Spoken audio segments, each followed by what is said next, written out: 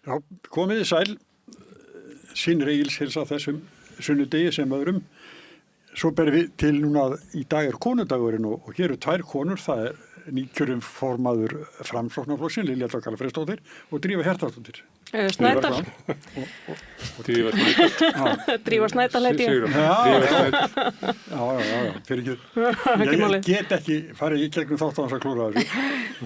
En Brynja Níelsson er þriðji gesturinn okkar þessu sinni og svo hér á eftir þá kemur Þorsteinn Pálsson til okkar. En byrjum á einhverju hérna. Það er búið að vera mikið hérna.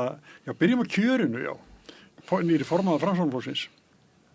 Já, það bara gekk allt upp síðasta sundag. Já, varstu sigur viss? Nei, við vorum búin að undirbúa okkur mjög vel og ég var búin að fá góða hvatningu, þannig að við vorum, já, en það er auðvitað samt alltaf þannig, þú veist ekkert, ég menna þín getur sveiflast verulega, en mér var að fara að líða ansi vel á sunnudeginum, svo ég segi það, en ég vil kannski eins og að segja að þetta var frábært flokksþing. Framsóknarflokkurinn, þetta er fjöldahreyfing, 12.000 manns og við erum bara að fara á stað með nýja nálgun, nýja framsókn, einblín á heimilin, einfaldar hlutina, skýrari skilaboð og ákveðnari afstöðu til að mynda varðandi Evrópusambandið. Það var ályktun gegn bókun 35. Þannig að við erum svona bara að setja okkur í stellingar auðvitað fyrir sveitarstjórnarkosningar og svo auðvitað næstu þingkosningar. En það hefur verið í Framsókn ýmis afstaða til Evrópusambandsins. 2009 samþykkti flokksþing að sækjum. Þannig að núna viljum við ekki margir þá Evrópusinnar í Framsókn sem að stofna Framsóknarviðreisn eða eitthvað af því að þeir unaðu ekki að vera innan í flokk með ykkur sem að viljið ekki Evrópusamstarf. Nú ferð þú ekki alveg með rétt mál. Við viljum Evrópusamstarf. Við viljum hins vegar ekki farin í ríkja samstarf eins og Evrópusambandið er að þróast þessa dagana. Ég er lýðræðissinni, ég hef trú á beinu lýðræði og að kjörni fulltrúar fái umboð og þurfa að svara kjósendum. Það er ekki það sem er að gerast í Evrópusambandinu. Við sjáum að Evrópusambandið hefur verið að dragast aftur úr varðandi efnahagsmálin. Framundan eru meiri háttar kerfisbreytingar vegna þess að bara eins og kanslari Þýskalands segir, Merz hann segir, þetta gengur ekki upp, við erum ekki samkeppnishæf og þá segi ég fyrir okkur sem höfum náð því að vera í efsta sæti yfir lífskjör hjá Sameinuðu þjóðunum, við hljótum að gera eitthvað rétt. Þannig eigum við ekki bara halda okkur þar en sækja samt áfram fram varðandi lífskjör og hagvöxt og flækja hlutin ekkert of mikið. En heldur það sé ekki fólk inn í Framsóknarflokkinn sem að vill ganga í Evrópusambandið og telur sig með því vilja auka lýðræðið? Þannig að við höfum hvernig er þetta orðað? Við höfum sætið við borðið í staðinn fyrir að þykja allt bara soðið og tilbúið frá Evrópusambandinu gegnum EES? Já, það er auðvitað ekki alveg þannig. Við erum auðvitað í þessu 2 stoða kerfi sem er í EES-samningunum. Það sem ég kalla eftir er ríkari hagsmunagæsla fyrir land og þjóð. Við sjáum til að mynda ETS-kerfi Evrópusambandsins þegar verið að skattleggja flugsamgöngur og skattleggja Ísland að ég tel sem er ekki hægt að rökstyðja fyllilega. Við getum ekki tekið lest til Evrópu. Þannig að það sem er að gerast núna hjá Framsókn, þetta er meiri skynsemis stefna. Ef við teljum að það sé eitthvað sem gangi ekki upp varðandi verðmætasköpun í landinu eins og þetta, að þá höfum við skýrari afstöðu en áður. Já, má ég spyrja þig þegar þú talar svona, ertu þá svolítið að þú deila svolítið á fyrri stjórn flokksins? Þú kemur inn og þú ætlar að breyta miklu, flokkurinn er í mikilli niðursveiflu, aðeins 5 þingmenn. Ertu að kenna Sigur Inga Nei, ég er ekki að gera það. Ég er að segja að við þurfum að horfa til framtíðar. Þú nú fyrrandi varaformaður, þannig að það er erfitt fyrir þig að kenna fórustu. Þið eru alltaf rosalegir því bræðir, sko. Það sem ég er að segja er að við þurfum skýrari stefnu. Ég hefði viljað að vera skýrari varðandi Evrópumálin, Evrópusambandsmálin. Og ég tel að sú þjóðaratkvæðagreiðsla sem er framundan, þetta er ein mikilvægasta þjóðaratkvæðagreiðsla sem þjóðin er að fara í og ástæðan fyrir því að ég ákvað að stíga aftur með kannski meira afgerandi hætti inn í stjórnmálin nákvæmlega svo staðreind að það þarf að ræða þessi mál, það þarf að ræða kosti og galla og það mjög mikilvægt og til þess einhvern veginn ég fór í þetta meðal annars út af því vegna þess að ég mikill sjálfstæði sinni fyrir land og þjóð og tel að það sé mjög brýnt að við ráðum okkar málum sjálf. Það er ekki virklis flokki, Nei, ég heyri að þú ert að hugsa, mér langar að fara inn í þennan flokk, en ég vil bara taka það fram. Framsóknarflokkurinn á miðjunni, við erum ekki að fara til hægri, við erum ekki að fara til vinstri, við erum miðjuflokkur, við erum róttækur umbótaflokkur sem hefur fylgt þjóðinni síðustu 110 árin á mesta framfara skeiði þjóðarinnar og við erum bara mjög stolt af því. Já, gott. Ég held að við æsum engan upp í Evrópuumræðuna því að ég held að Brynjar ætlar ekki að fara í Evrópusambandið og Drífa ekki heldur. En það eru sko fleiri að fara í Evrópusambandið? Nei, mér finnst þetta eiginlega, við veitum ekki hvert Evrópusambandið að stefna í fyrsta lagi. Núna, það er náttúrulega allir að vígbúast óvissuferð og mér hugnast það ekki að fara inn í eitthvað sem verður hugsanlega hernaðarbandalagi og að þróast í það og svo held ég að Evrópusambandið sé ekkert rosa spennt fyrir Íslandi aftur að fá enn eina umsóknina og Jú, ég held að þú sé út af þessu hernaðardæmi að þá allt í einu hljómar það eitthvað sem að Trump langar í hefur við ekki að taka það frekar. Ég held að það sé þannig stemming. Það gæti verið þannig stemming, sko. Nei, mér finnst þetta svolítið svona, ég hef ekki verið, sko, ég er ekki, einhvern veginn hef ekki verið í kröfugöngum gegn Evrópusambandinu undanfarið. Ég gæti skellt þér eina með Lilju. Já, en mér finnst þetta bara, ég skil ekki, mér finnst við alltaf vera úr takti í okkar samtali Evrópusambandið. Það er náttúrulega ekki að fara inn í Evrópusambandið eins og strax eftir hruni þá var það lausnin á öllu sem er náttúrulega hræðilegasta stund til að sækjum aðild þegar þú ert með allt niður þig og núna sko finnst mér eins og Evrópusambandið sé bara, við vitum ekkert hvert það er að stefna þannig að við vitum ekkert inn í hvaða kompani við verðum að fara þá. Mér dreymdi að fá að nefna ávarpaði að því ég fór vitlaust með nafnið þitt og segja það rétt Drífa Snædal. Já, það kann Brynjar, þú heldur að það er pólitískt tíðindi að þér líka. Þú sagði úr VG þegar að ríkisstjórnin var mynduð með Sjálfstæðisflokk og Framsóknarflokki og þú ert gengin í VG aftur. Já, ég bara reknaði ekki með þetta fréttamál en þannig var það. Hitt var nú aldrei fréttamál. Já, ég veit það. Var það ekki fyrir síðustu kosningar? Það var 2017. Það var þegar VG ákvað að ganga til formulegra samningaviðræðna við Sjálfstæðisflokkinn þá ákvað ég að segja mig úr VG. Hef ekki verið í neinu stjórnmálaflokki síðan. Nei. Og ég er svona eina af hverju inn aftur núna? Af hverju gengur í aftur núna? Af því að ég veit að það þarf að endurreisa vinstri á Íslandi og það er mjög döpur ásjóna yfir vinstrinu á Íslandi og ég vildi styðja hana Auði Alfífu til þess að komast inn í borgarstjórn og ég hef góða reynslu af henni og langa að leggja mitt að mörkum til þess að öndur lífga. Það er náttúrulega þannig þegar þú stendur svona á hliðalínni og eins og ég segi, ég er svona bara mjög gamaldags í hugsun að ég er ekki að skrá mig í úr stjórnmálaflokkum bara eins og hendi sér veifað, eins og mjög margir þessa dagana sem eru í helst öllum stjórnmálaflokkum. Þannig að ég hef verið í 2 flokkum í ævina, það er Kvennalistinn og svo er það Vinstri græn. En svo er það líka svolítið ábyrgðarhlutur að sitja alltaf á hliðalínni og vera bara að djöflast og ég hafi náttúrulega verið í pólitík alltaf, bara öðruvísi pólitík en þetta segir þetta ekki merkjum að ég sé að fara í frambúð eða neitt slíkt. Mestu tíðindin hjá Brynjari? Brynjar er á leiðinni í borgarstjórn. Þetta var í frambúð. Sástu Stelli Orlofi í gær? Það er þrýst á þig. Glindamál, það hefur verið að þrýst á þig. Já, það er glindabúið að vera lengi, sko. Ég bara sérkennilega eftirspurn núna, sko, en ég hef svona gefið vilyrði fyrir því, en ég veit ekki hvernig uppstillingin er og ég veit ekki þetta. Þannig uppstillingarnefndin er með nafni þitt. Já, hún er með það og ég hef svona tekið vel í það að vera hugsaður á listanum. Er það í alvörinu þannig að Brynjar, viltu vera á lista? Og þú segir bara já, hvort sem að það er sko 3. sætið eða 30. sætið? Nei, þetta er kannski ekki alveg þannig sko. Uppáðlega sagði ég bara nei.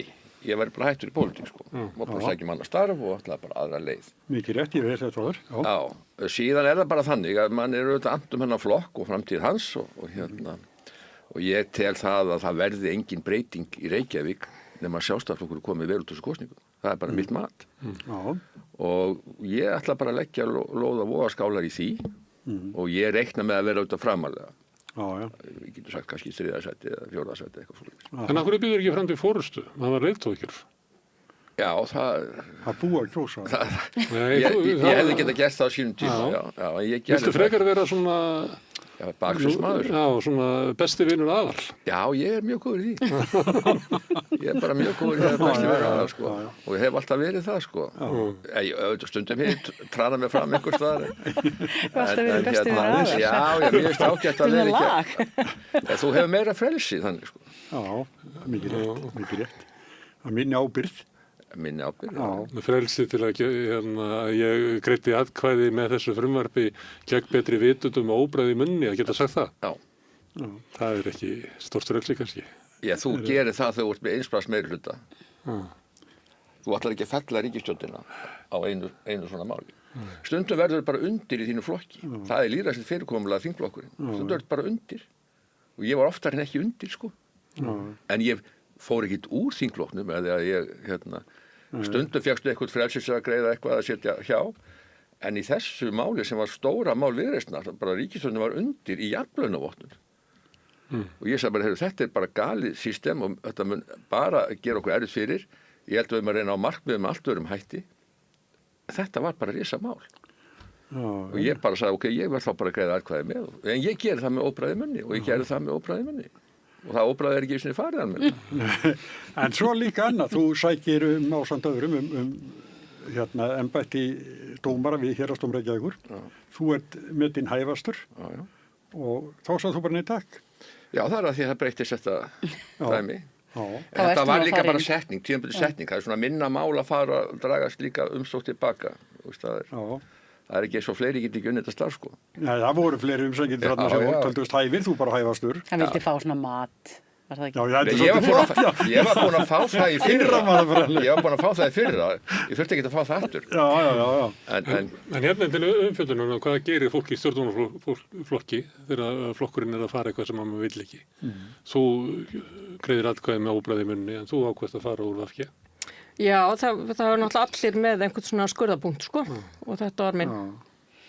En er þetta ekki svolítið dásanlegt að sitja hérna, íhaldið, hann hugsa bara, þetta er ekki nógu gott, ég bara ger þetta samt, ég held með liðinu, en vinstra segir, þetta er bara, ég er farið það til eitthvað annað gerist, þannig að hér er róttæknin og hér er íhaldsemin og miðjan er hér. En með skýrari stefnu. Það er kannski ágætt að halda þetta til haga, ég fór ekki út úr pólitík, sko. Nei, alls ekki. En þeir eru flokkar bara verkværi, eða ekki? Flokkar eru verkværi og kennitölur og svo breytast þeir. Kannski ekki ástæðan þess að viðhalda einhverjum 100 flokkum ef þeir virka ekki lengur. Jú, ég meina þeir virka. Ég myndi segja til að mynda eins og okkar flokkur, hann hefur alveg reglulega endurnýjað sitt pólitíska erindi í þessi, við erum að fara að halda upp á 110 ára afmæli 16. desember á þessu ári og ég hef nú mjög gaman að, svona eina ástæðan fyrir því ég er í stjórnmáli, ég hef mjög gaman að sögu flokka og Íslandssögunni og öllu því. Þú er gaman að rífast líka. Mér finnst gaman að við náum árangri fyrir land og þjóð. Ég ætla ekki að leina.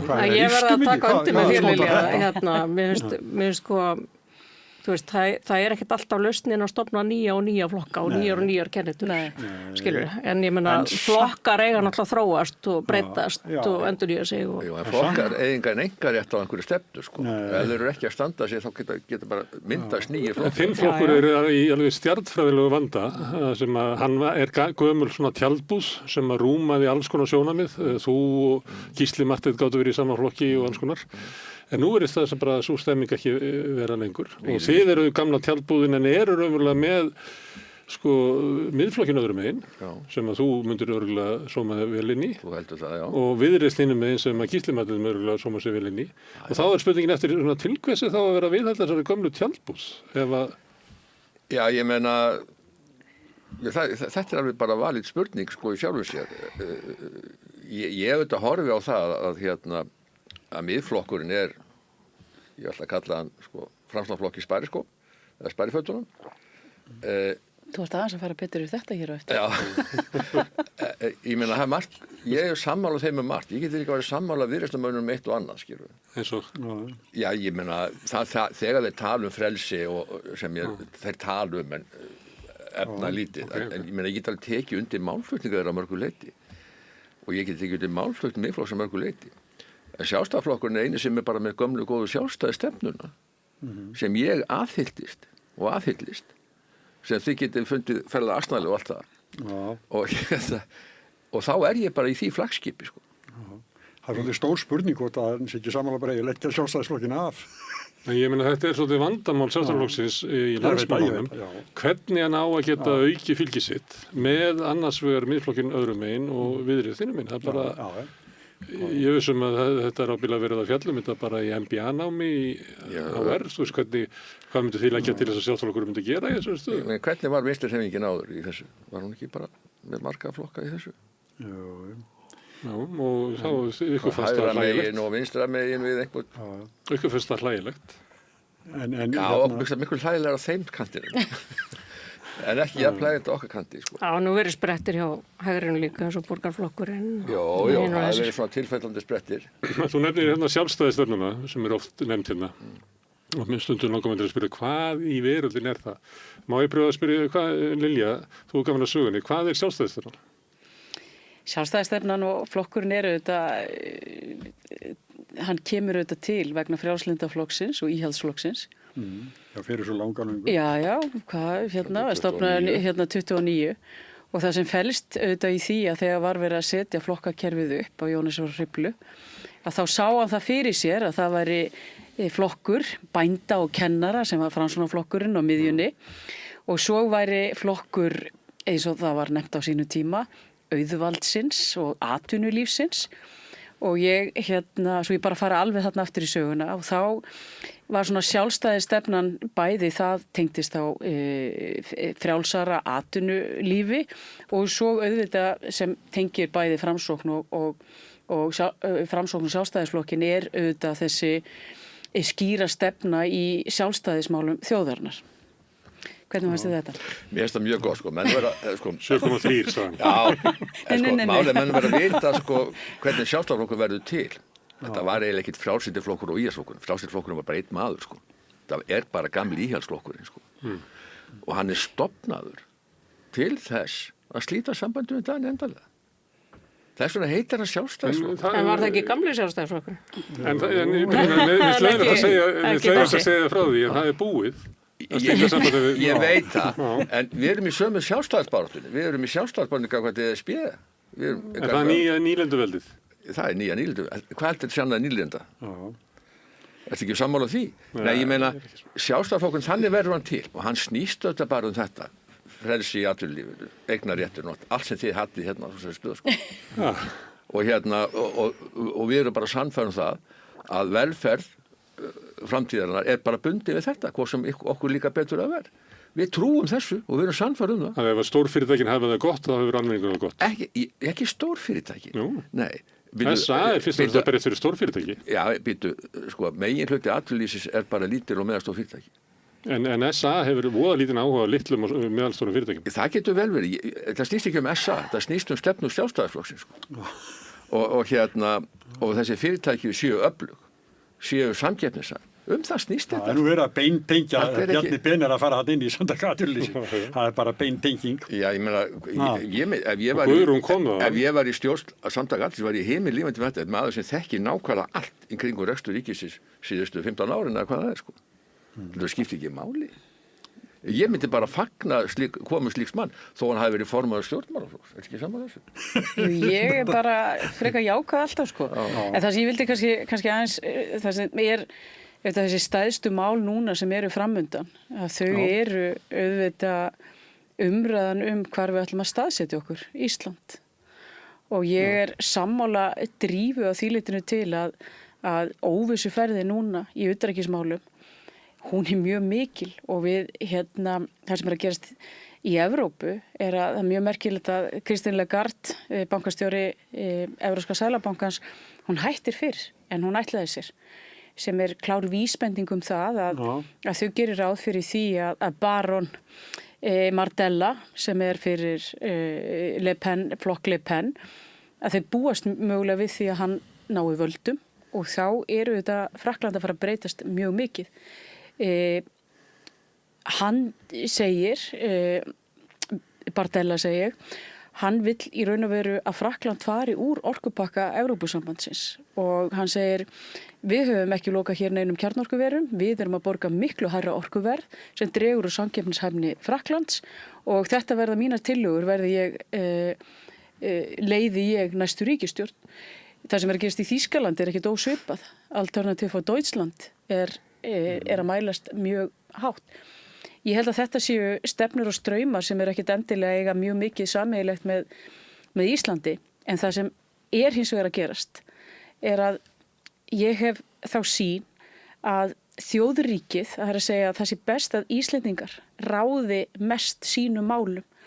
Og þegar við höfum gert það, hvað sem við förum alveg förum lengst að því þegar nú sinir Egil sko, við förum lengst í landnámið og bara alveg svona langt aftur í tíman, að það bara hefur komið best út fyrir okkur. Og mér finnst svo stefna núna sem ríkisstjórnin er að aðhyllast að fara inn í Evrópusambandið og við vitum ekki hver eru samningsmarkmiðin.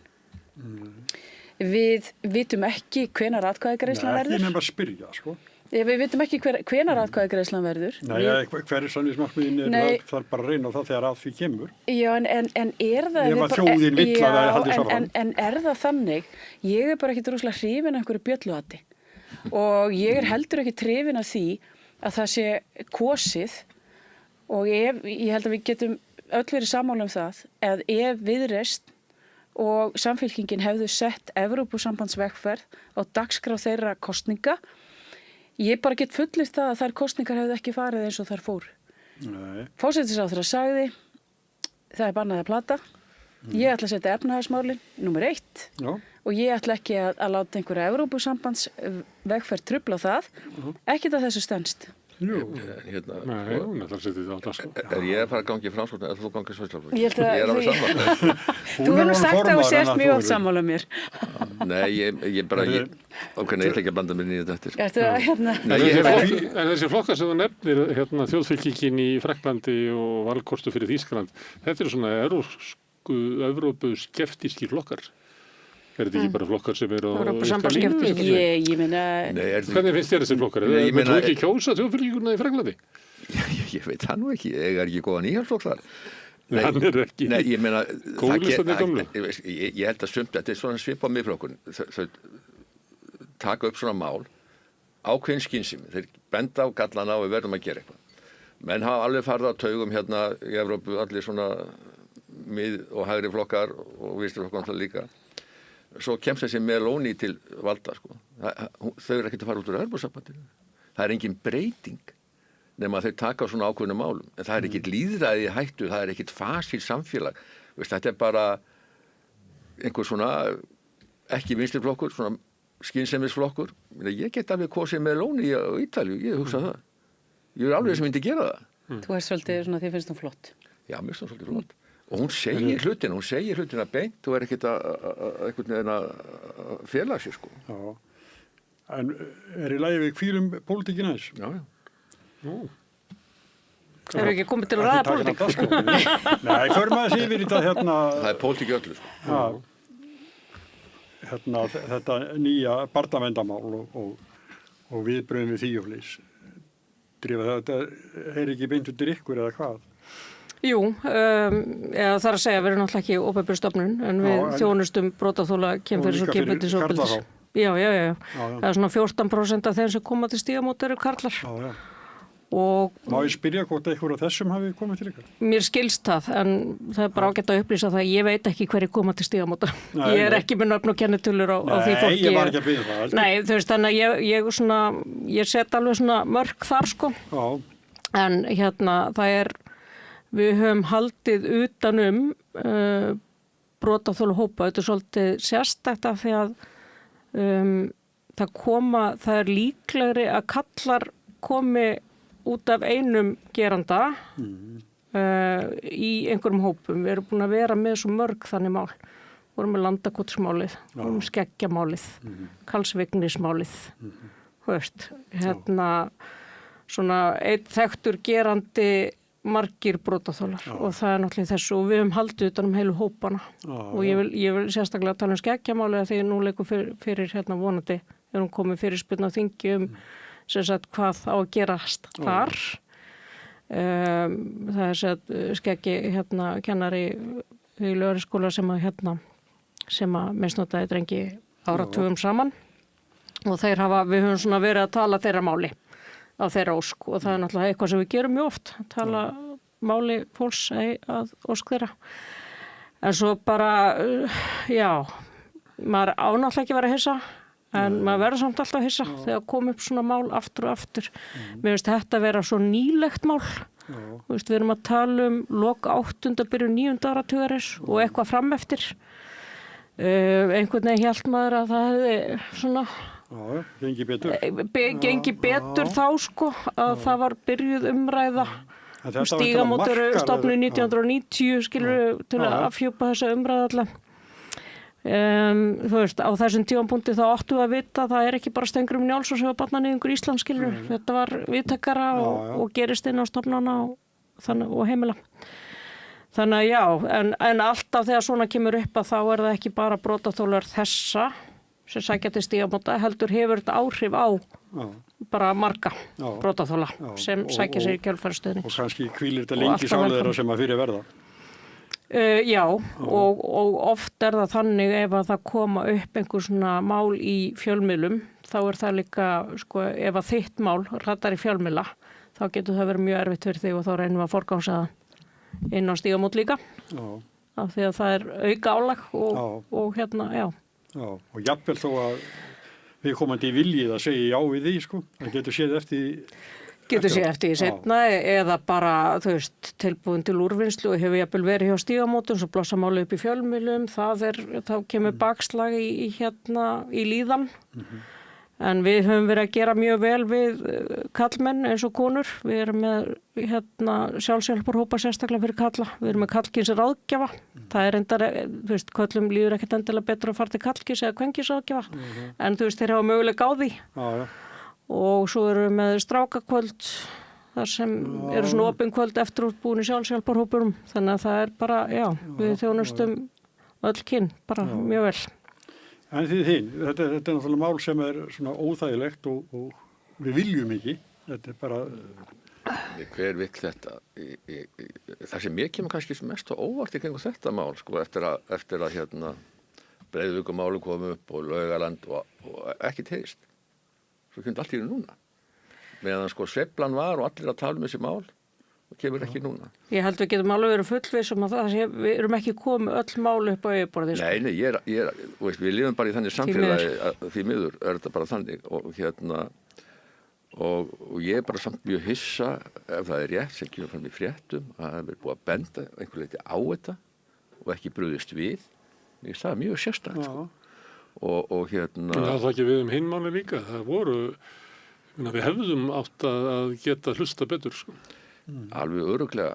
Það er ekki hlustað á einn veika sem er að kvarta sko. Það bara er mein í samfélaginu. Breiðavík. Því við viljum alltaf hlusta á þann sem að fer með valdið eða er sterkur. Jó, en það þarf auðvitað sko, þetta er vand með farið sko, því að við vitum alveg að þetta er oft börn sem koma brott með heimilum, ýmis vandamál, þau getur verið erfið í meðförum og allt það sko. Þetta er ekki alveg einfalt. Þegar menn kvart yfir einhver sko, síni mínu kvartu mjög yfir mér sko. Þetta er ekki alveg svona einfalt og það er samt að því að segja þetta svona eins og að því að þú nefnir skeggjamálið mér fannst það mjög ábyrjandi í frásögnum af því að hann náttúrulega valdi börn af heimilum sem voru veik og það leiddi til þess að það var aldrei hlustað á þetta fólk vegna þess að það var einhvern veginn ómerkilega fólk heldur en hitt fólkið. En þið sjáið vandamálið sko, hvað ofbeldið er raunverulega víða. Það er bara, það er ekki bara spurningum kynferðisofbeldi, bara andlegt ofbeldi, vanræksla í uppbeldi sem bara skemmir einstaklega. Og vangeta líka. Já, vangeta oft og þetta er svolítið hluti af mannlegu samfélagi. Þetta er ofsalega erfitt að eiga við þetta. Þetta mun alltaf koma upp og þetta kemur alltaf upp og mun alltaf koma upp. Og bara spurningin er það að kerfið okkar, þegar eitthvað kemur upp, að það geti brugðist við því með almennilegum hætti. Það gerir það nokkuð tíma. Kannski verður aldrei fullkomið. Hvernig voru viðbröðinlega við skeggja eða eða honum Karl Vigni eða Já, þetta er náttúrulega allt mál sem koma áratugum síðar og það er segir þetta sé svo alvarlegt og horfið til þess og við verðum að læra af þessu. Ég menn ekki eftir neinum sérstökum aðgerðum. Sko ég verð að taka fram tvennt í þessu. Fyrsta lagi þá er það lógísk viðbrögð þegar þú verður fyrir ofbeldi og á svona tagi og það er skömm og bæla það og halda áfram. Og þú bara heldur áfram á nefanum, þá getur ekki meir. Þess vegna kemur fólk oft áratugum síðar. Síðan verð ég að taka eins og Múlaborgarmálið sem kemur upp í vetur. Þú veist, þar var þrátt fyrir allt brugðist við, skilji. Og maður hugsaður, ef það mál hefði gerst fyrir 30 árum síðan, þá hefði sennilega ekkert verið gert. Og þessi, þú veist, við getum svo rætt að hvort það hefur verið eðlilegt að bregðast við, hvort það hefur gert það fyrir eða hvað, en þarna fór eitthvað kerfi í gang og ég held að það hafi svona þrátt fyrir allt og allt, þá var þá var brugðist hreina við þar heldur en hefur verið gert fyrir 30 árum. Þannig að við erum að sjá einhverjar framfarir. Í mínum huga er þetta verstu mál sem koma upp. Það er náttúrulega alveg eins og nefnt hér að þetta eru oft börn sem koma frá brotnum heimilum og það er verið að því miður nýta sér það. Þau eru varnar, það er erfiðara oft fyrir þau að koma sínu málum á framfæri. Ég er mjög þakklátt fyrir Stígamót og fyrir aðila sem eru að sérhæfa sig og einblína á að aðstoða þá sem hafa lent í svona skelfilegri lífsreynslu. Og ég held að aðalatriði sé að við séum með þannig viðbrögð og kerfi að það sé bæði hægt að bregðast miklu fyrir við og eins og Drífa var að nefna núna varandi þetta skelfilega mál á leikskóla og þetta er bara þannig, þetta eru bara þannig mál hvort sem þessi foreldrar eða einstaklingar sem lendi í svona allar varnir bara, þú veist, þetta er bara eitthvað sem hefur áhrif á fólk. Alltaf og við verðum að koma að því eins vel og við getum sem samfélag en það sem manni sárnar auðvitað eins og í Skeggja þegar maður kynnti sér auðvitað það mál að þetta voru oft börnin sem voru að koma úr þeim hverfum sem voru verst sett. Þetta voru jafnvel börn sem gátu ekki dvalið hjá foreldrum sínum vegna fátæktar og annað slíkt og þannig að sem höfðu ekki styrk til að verjast þessu heldur sko. Nei. Já, og einmitt hann hampaði drengjum að fínu heimilum. Þeir hafa bara góða sögu að segja honum og bara fóru með það út í lífi þannig að þetta verður svo, þannig að auðvitað er þetta stéttarmál en þeir hafa ekki fengið svo mikið sem afsökunarbeiðni, ekki neitt Og það er nú kannski komin og jafnvel gerst smá lítið úr því að það höfðu aðra reynslu út. En hins vegar er þetta náttúrulega þegar svona gerist í skjóli stofnana þá berum við sem samfélag ábyrgð að sjálfsögðu og við náttúrulega berum svo sem ábyrgð á öllum okkar samborgurum en þetta er sérstaklega erfitt í skjóli stofnana og og það sem Stígamót hafa barist fyrir í 36 á núna það er einmitt að bæta hlustunarskilurinn þú veist af því að það kemur ljósa flestir sem koma til Stígamóta hafa reynt einhvern tímann að segja frá og það skiptir máli að halda því til haga oftast er það einhver skólanum einhver svona í einhvers konar trúnaðarsamtali við barnið en því hefur ekki verið trúað þannig að það er líka ákveðin mýta að fólk segi aldrei frá eða reyni aldrei að segja frá. Já, því að talaðu þetta með Skeggja að komur allir sem að segja að hann hafi bara besti barnakennari sem að sögu fara að og frábæri þættir í útvarpinu og hann bara lyfti mér upp og ég hefði aldrei bara orðið svo einstaklingu sem að ég varð nema út á stuðningi frá Skeggja. Og þessum að þessu erfitt með að trúa hinum. Það er annað mál sem er í gangi með sömu nótum sem er Sýra Friðrik. Það sem er eiginlega komið bara skipulögð endurreisnar félag. Ert þú í því? Já, hann er valsari þannig að við valsari stundur saman í því sko. Varst á móti að taka niður líkniski við valsheimili? Já, algjörlega móti. Þetta er mikill höfðingi sem sáum æsku landsins hér áratugum saman. En er þetta ekki það sama og var að tala með? Það er svolítið öðru, ef þú skoðar gögn í því máli þá er það allt öðruvísi og það er Já, þetta allt öðruvísi mál og og þetta svona einhver skoðun tveggja manna sem fari eitthvað og meta hlutina 60 árum síðar eða 70 árum síðar, Það bara tveir búin að gefa sér fram. Nei, hann að vísa í nefnd sem að tók vitnisburð hérna og þaðan og svo sem KFUM tók undir og fleira, þannig að mér finnst það svolítið Nei, KFUM fékk þessa einstaklega til þess, ekki var það var Séra Bjarni Séra Bjarni en ok, við þurfum að fara varlega í öllu þessu þegar við förum 70 ára aftur í tíman og þetta hefur lækkað róminn og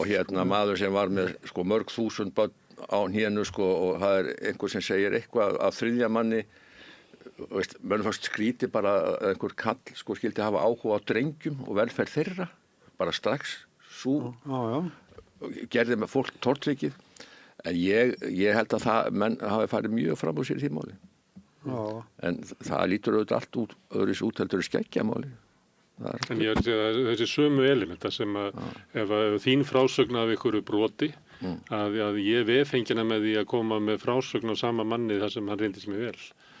Þetta náttúrulega, við erum einhvern veginn ekki komið lengra í samfélaginu það að halda að, fólk get ekki gert bæði góða og vonda hluti. Séra Friðrik gerði mikið af frábærum hlutum. En ég verð bara að segja, enn og aftur, við höfum vitnisburð það hjá Stígamótum, að hann gerði líka mjög góða hluti. Ég ætla ekki að fara nánar út í það, því ég ætla ekki að brjóta neitt trúna. En þetta bara, að þú þurfur að vera ófreskja eða heilagur maður, að það bara mjög mikil einföldun. Það fer illa með okkur sem samfélag. Já, annarkvæmt að vera með fólk á stalli eða niður í helviti. Ég hlusta á þættinu sem að Þorsteinn Jóð gerði skeggja og það var alveg átakanlegt, hlusta á það. En svo eru fólk sem að, er mjög stolt að því hafa verið í skeggjabekk og það til dæmis Jón Baldvin og Súklíka, Styrmir og Halldór Blöndal og þau til alltaf það að við erum skeggjabekk. Hann gæti verið frábær kennari þótt að væri skeggna. En svo líka munum við biskupsmálið það nú verið að gera einhverju þætti það líka. Ég meina, getið ímyndað okkur, það eru konur sem koma fram og segja frá og það er álykta gegn þeim af flestum sóknarnefndum landsins. Það farið í húsleit hjá Stígamótum. Húsleit? Það var farið í húsleit í tvígangi á Stígamótum. Guðrún Jónsdóttir stofnandi Stígamóta var tekin í yfirheyrslu á lögreglunni í 4 klukkutíma. Hver segir þú? Guðrún Jónsdóttir eldri, doktor Guðrún sem stofnaði Stígamót. Af því að hún þetta kemur allt fram í ævisögu hennar sem Ingibjörg Dögg út fyrir 2 árum. Að þarna var bara heilagur maður og það mátti ekki segja orð og það fór bara kerfið lagðist gegn þessum konum og Guðrún ákvað að stiga við bakið þeirra, tala málið þeirra með þeirra leyfi og það var reynt að vefengja það hún var að tala án þeirra leyfis eitthvað þessna að fara í þessa húsleit. En móti prestónum kannski sem að nefndi sem var frá þjóðkirkjunni. Já. Það voru allan að 2 prestar sem voru í þessu máli fyrir hönd kirkjunar eða svona til að verja hana heldur. Til að verja Guðrúnu? Nei, verja kirkjuna. Já, einmitt. En þetta bara svona, ekki kirkjuna með því að verja þarna kemur upp mál og af því hann biskup Íslands, að þá bara ekki hægt að trúa þessu og þá ætlum við ekki að trúa þessu, skiljiði. Og ég vona að við séum einhvern veginn komin eitthvað aðeins lengra. Ég ætla að segja, ég hef þá trú og við vitum það að við erum komið lengra. Ég meina, ég held að sé bara svo mikilvægt einmitt að geta að fórnarlömb geti leitað til fagaðila eins og hægt en þetta eru skelfilegustu mál. Ég meina þetta versta martröð allra foreldra, mesta martröð allra sem lenda í svona og þetta bara, hvað getur maður sagt? En nú eru þessi mál svolítið áberandi núna. Þú varst þarna fyrir síðustu kosningar að rífa eitthvað vók og svona. Tengirðu það saman við eins og Epsteinskjölin eða umræðu bakkakot? Þú maður ekki rugla því saman. Ég hef aldrei skilið hvað þetta vók var svo reist. Þú skilur alveg hvað það Ég hef aldrei fatt það. Ekki reynt eins og. Nei, ég meina hvað. Þú tengir það ekki saman? Nei, ekki. Brot. Ég er gammal lögmaður og með þess að gammal dómari. Það allt annað mál. En í pólitískri umræðu sem ég hef gagnrýnt gegnum tíðina það þegar stofnanir eða einhverju hópar taka sér saman til þess að reyna að slöffa einhverju sem er einhverju skoðun sem menn ekki sáttir við. Það finnst mér mjög vond þróun sem var það og hérna menn svona vakni smátt og smátt. Eins og ég segi alltaf, svona var þetta í gömlu Sovétríkjunum, sko. Vóki var fundið upp þar. Og í Reykjavík hérna þegar Sjálfstæðisflokkurinn... Sjálfsagt getur þau fundið eitthvað út úr því. En ég er bara að segja það að í nútíma samfélagi, öllum þessum upplýsingum og menn eru alltaf að tala mikilvægi tjáningarfrelsis, þá bara taka menn einhver hópar svona völdin og fara að hóta gagnvart fyrirtækjum og stofnunum sem einhvern veginn er með einhvern mann í vinnu sem er ekki þóknarlega skoðun. Eins og ríkisstjórn Bandaríkjanna gerir svolítið í dag. Ég menn, þeir gerðu þá sínu tíma. Og gera það núna líka. Já, og ég hef bara engan húmor fyrir því, sko. Það er eitthvað sem heitir skoðunarfrelsi. Og þess vegna þegar ég var ungur maður frelsis og sjálfstæðismaður, ég var ekkert í því að reyna að stoppa einhverja vinstrimenn og sósíalistar í Hamnarhlíðaskólanum þegar ég var sem voru eintómir sósíalistar, sko, að vísu. Ég meina, ég taldi allir þessa hugmyndafræði bara hræðilega skaðlega og myndi vera bara mjög skaðlega fyrir land og þjóð. En ég bara fett ekkert fingur út í það. Ég fór ekkert með árásar menni að reyna að útiloka á einhverju störfum eða eitthvað. Það er þessi hugsun sem ég finnst svo slæm og ég er að vona það að hún bara fari tilbaka. Menn hætti þessu, umberi bara það að einhver hefur einhverju skoðun sem þeim finnst alveg fáralega vitlaus, sko. Ég meina, ýktasta dæmi og mannkynssögunni er bara menningabyltingin í Kína. Ég meina það sem bara menn fóru mjög langt. Mjög langt. Já, það er alltaf eins og Ameríka núna það sem við verðum að henda og Erdogan í Tyrklandi sem hreinsaði akademíuna og svo framvegis. Mér langar svolítið svona út af þessar slaufunarumræðu allri. Það sem við höfum hort upp á mjög lengi og ég held að við getum öll verið sammála hér við þetta borð að réttakerfið á Íslandi er ekki að veita réttlæti fyrir brotaþola kynferðisofbeldis og kynbundisofbeldis. Það er bara, þetta kerfi er ekki hannað til þess og það er bara svona once in a blue moon sem að það tekst að fá réttlæti og sanngirni fyrir brotaþola kynferðisofbeldis og kynbundisofbeldis úr því kerfi. Þegar svo brotaþolar, aðalega konur, fara að segja frá. Við erum með marga byltinga, við erum með höfum hátt, við erum með MeToo, við erum með bara alls konar byltingar sem fara í gang, dröslugangan og svo framvegis. Fara að segja frá, jafnvel nefna nöfn, að þá fyrir að tala slaufun. Hins vegar hefur það verið þannig í áratugi og aldir að konur sem hafa sagt frá hefur verið slaufað. Það hafa þurft að flýja land, það hafa verið gerðar útlæðar úr eigin bæjarfélögum, það hafa verið ályktanir gegn þeim, þeim hefur verið slaufað. Ok, förum aftur í drekkingarhyl, skilur við. Þess að konu var drekt fyrir að vera nauðgað og alla tíð síðan. Síðan kemur þessi bylting, konu segja frá, þegar þær byrja að nefna nöfn á einstaklingum að þá er farið að tala svo kallega slaufunamenningu sem er svolítið merkilegt fyrirbæri og þegar þeir voga sig að berskjalda sig. Þannig að við erum annars vegar með réttakerfið sem er ekkit frábært í þessum málum. Réttakerfið er bara íslenska bara mjög gott. Nei, það er það ekki. Bara mjög gott. Og síðan erum við með hina leiðina til að reyna að ná fram réttlæti og sanngirni og það er að fara í opinberri umræðu. Og það er að nefna nöfn. Hún er ekki heldur frábær, skilji. Og mjög margar konur hafa farið mjög illa út úr því að berskjalda sig opinberlega. Það tekst yfirleitt þegar það er einhver svona hópar, skilji. Þannig að við þurfum að finna einhverja millileið. Og þær eru til og það er verið að nota þær. Það eru fagráð, það er skjót inngrip í skóla, ef eitthvað misjæmt það eru forvarnir, skiljiði, það er svona, það er svona það sem er kallað uppbyggilegt réttlæti, ekki sáttaleið, uppbyggilegt réttlæti. Þannig að þú veist, við erum ennþá bara á þeim stað, við erum réttakerfi, við erum með opinbera umræðu, en við þurfum einhvern veginn að finna eitthvað að það þurfa að fara eitthvað til hliða við réttakerfi því það er ekki nógu duglegt og þá bara getur gert hvað sem er. Nei, sko, það er ekki bara, það er ekki nógu duglegt, það er enginn sem treystir því, skiljiði. Enginn sem treystir því. Sem hefur, þú veist, brotaþola kynbundisofbeldis og kynferðislegt ofbeldis fara ekki í gegnum réttakerfið á Íslandi. Það er kerfið sem við höfum byggt upp og það er hluta réttaríkinu. Menn get ekki búið til einhver kerfi til hliðar til þess að fullnaði sínu eigin réttlæti. Það er alltaf verið að búa til kerfi til hliðar. Þá ertu komin í óefni. Hvað heldur að fagráðin séu? Þau eru kerfi til hliðar. Og þau hafa bara unnið mjög markvisst og vel í mörgum málum. Þú mátt vinna í alls konar fagráðum, gera alls svona. réttarkerfið grundvöllur fyrir því að við búum í réttarríki og það það mikilvægasta fyrir Íslands samfélag og öll vestarsamfélag og öll samfélag í raun. En Brynjar, þú veist að réttarkerfið var aldrei hannað til þess að gera þetta. Aldrei nokkuð tíma. Brynjar, ég skrifaði mikið, var oft í dómsal hérna áður og skrifaði mikið dómsmál.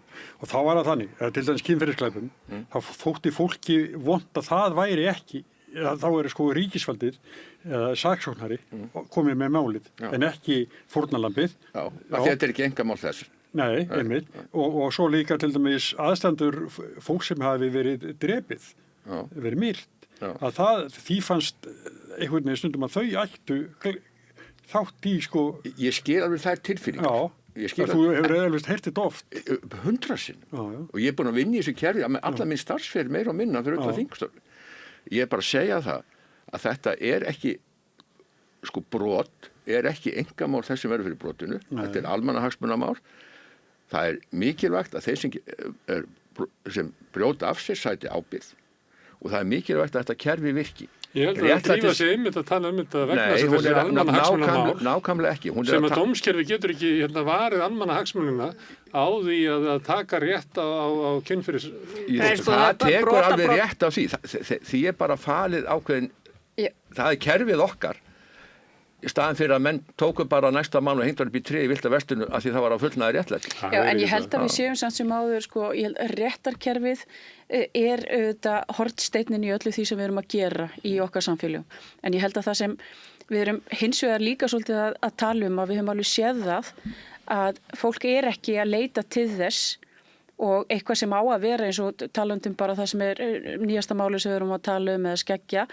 Þessi máli einhvern veginn hafa ekki farið í þann farveg hvað sem okkur líkar það betur eða verð. Þú ferð ekki farveg með mál sem mann hjá löngu láti. Nei, ég er að tala um á sínum tíma, Brynjar. Ég er að segja það að þarna voru klárir almannahagsmunir og lífsreynsla margra sem hefur verið mjög erfið, en einhvern veginn fór fólkið ekki með þetta á sínum tíma og sem hefur verið miklu eðlilegara vegna þess að þá værum við ekki að deila um skeggja, við varum ekki að deila um sér að Friðrik annars slíkt, vegna þess að ég er algjörlega sammála því, það er alltaf farsælast að taka þetta í gegnum réttarkerfið, en það er hins vegar staðreynd að þessi mál hafa ekki leitað þangað eins mikið og hefði verið eðlilegt og ég vonast til þess að inn til framtíðar að það sé farvegurinn vegna þess að þetta eru almannahagsmunir og ef það er ekki brugðist við þessu að þá bara eru þeir sem eru að brjóta af sig, þeir eru bara þarna úti. Það sem ég vil meina er að sko þessi mál eru þess eðlis að réttarkerfið er ekki besti farvegurinn. Ég er alveg bara komið... Og hvaða farveg ætlar að fara í? Að segja mót ákveði það? Hver er segur? Ég var að reyna að útskýra hérna rétt á það, Brynjar. Eitthvað fagráð ákveði það? Ég er að tala um að hugmyndafræði fagráða er hægt að nýta í uppbyggilega réttlæti. Við erum með brotaþola sem koma til stígamóta, svona 10% sem fara í réttarkerfið. Sú tala hefur ekki breyst í 36 ára sögu stígamóta. Þannig að það eru 10% sem treysta sér inn í það kerfi. Fólk upplifir kerfið ekki vinnveitt sér, fólk upplifir þetta erfiða reynslu, jafnvel þó allir séu vinnveittir, þá er þetta afskaplega erfið reynsla, þannig að ég er að segja í þessum málaflokki þarf eitthvað annað.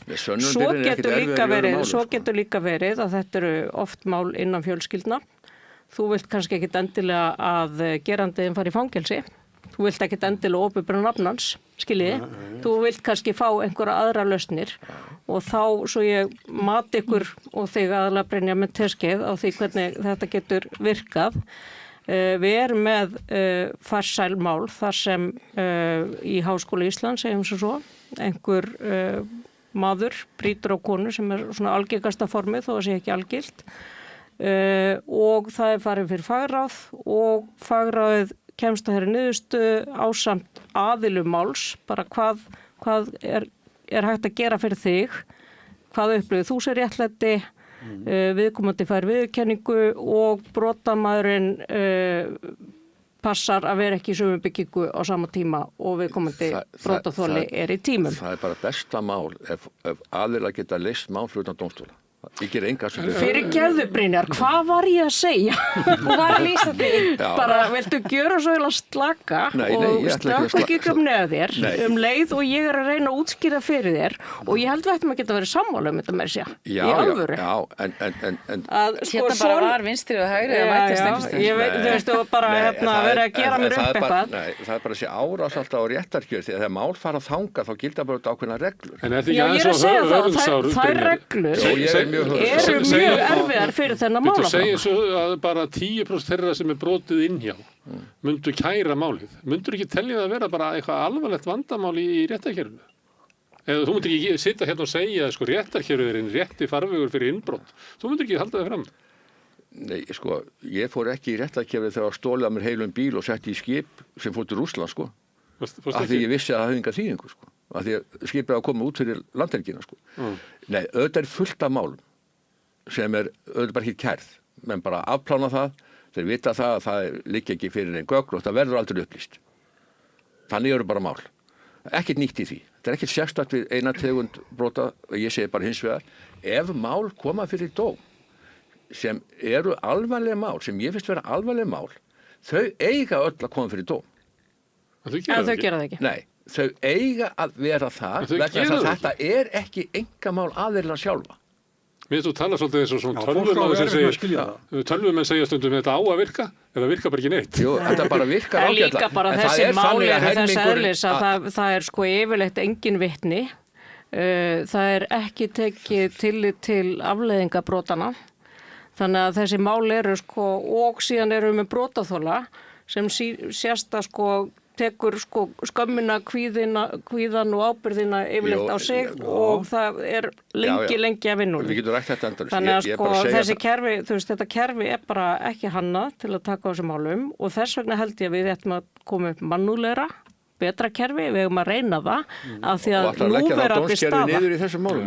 Nei, það má alveg vera líka. Já, ég skal alveg gefa þér það má vera líka. En þú veist, það verður ekki við unnað eins og staðan er núna. Það er þannig, ég get sagt ykkur að það er alltaf helmingur sem er óánægður með niðurstöðu hvers dóms. Herðu, má ég snúa dæminu við? Það er eina stórfréttunum, það er náttúrulega tvær furðurlegar fréttir í heimsmálunum. Það er náttúrulega Andris Prins, ég veit ekki hvað þú viljið ræða það. En síðan var það að Hæstiréttur í Bandaríkjunum sló á puttana á Trump. Já. Voruð þið mér langar að spyrja, voruð þið glöð þegar þið eruð fréttina? Já.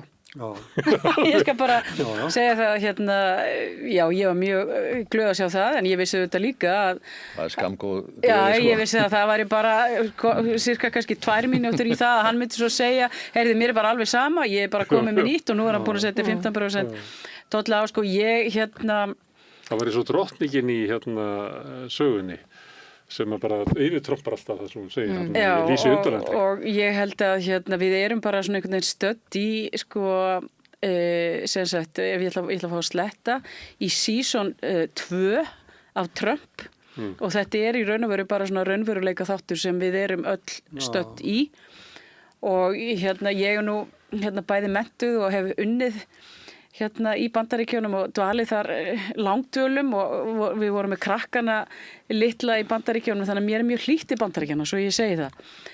En ég verði auðvitað að samanskapi að segja að mér finnst auðvitað framganga forsetans í mjög mörgum málum, hún er ekki mér að skapi og ég tala nú ekki um þessi tollamál að Ég finnst það minnstamáli hjá hún, Þið finnst það minnstamáli? Já, með hegðuna svo eru leiti, Já, hvað myndi vera verst?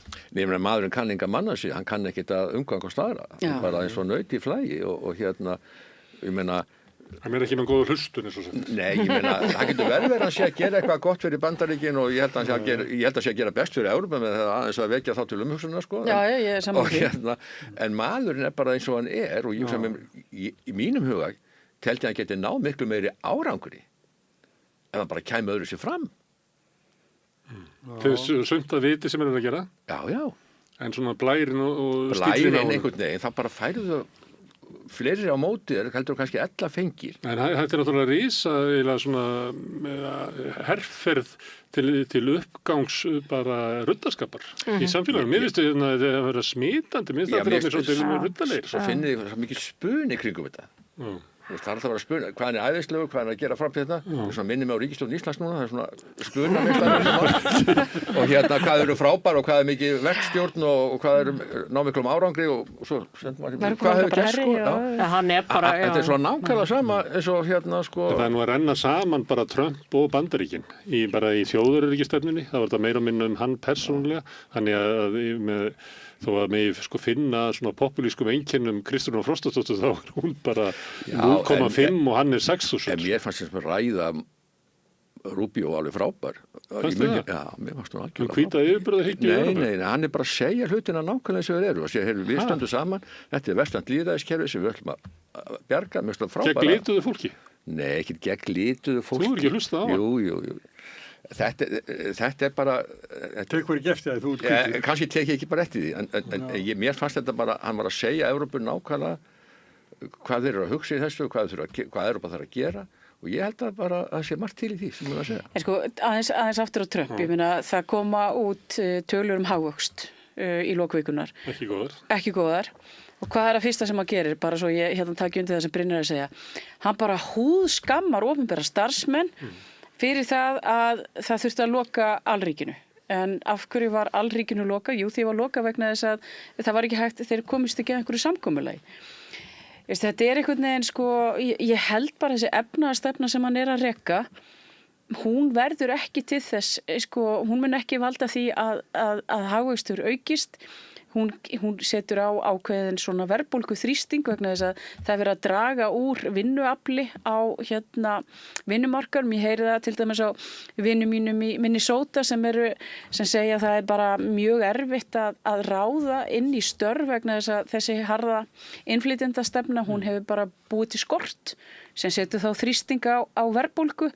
Ég held til að mynda að það sem er búið að gerast er að myndi sjá hvað hérna Mark Carney er að gera, ég meina hann er núna var að gera samkomulag við Kína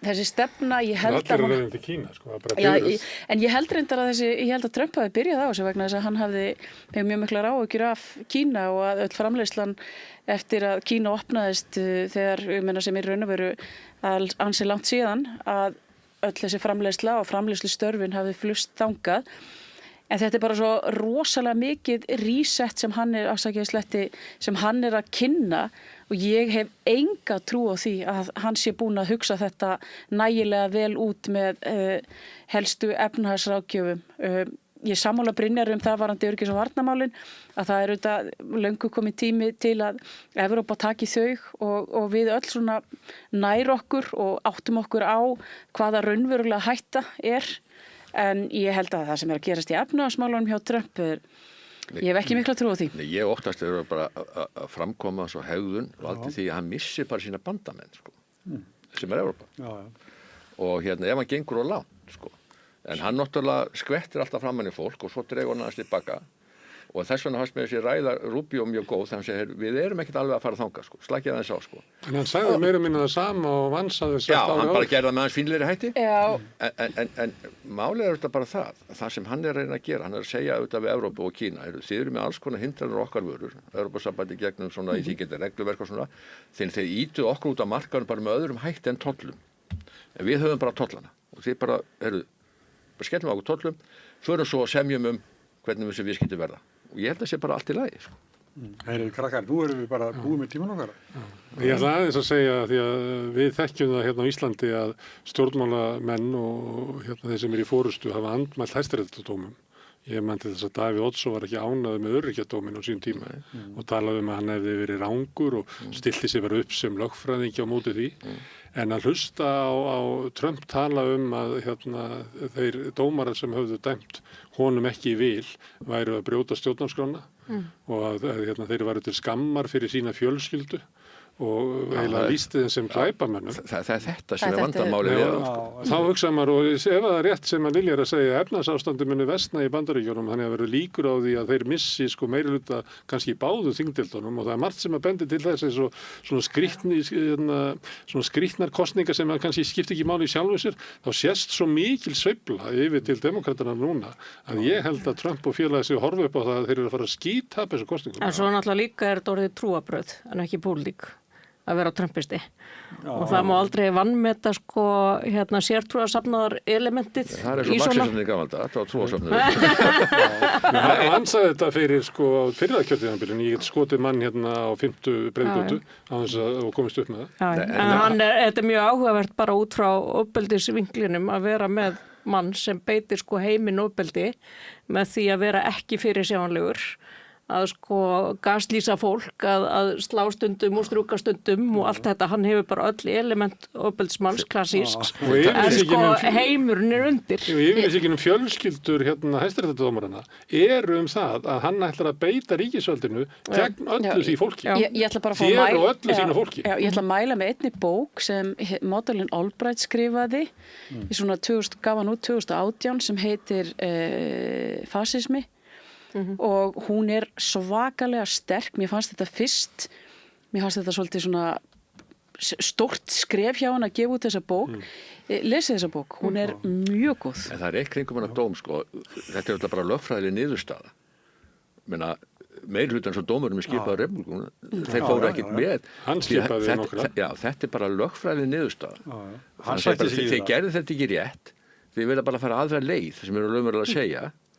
Og þá hann bara að gera það en alltaf halda þessu áfram. Þetta í mínum huga ekki stór mál. Þetta er bara eins og niðurstaða dómstóla sem henda okkur ekki alltaf, sko. Þannig að lögfræðilega niðurstaðan honum var að segja að þeir banna okkur að gera þetta með þeim hætti sem við gerðum þetta, en þeir eru að benda okkur á því að við getum gert þetta samt. Já. Og þú sammála henni. Já, ég meina.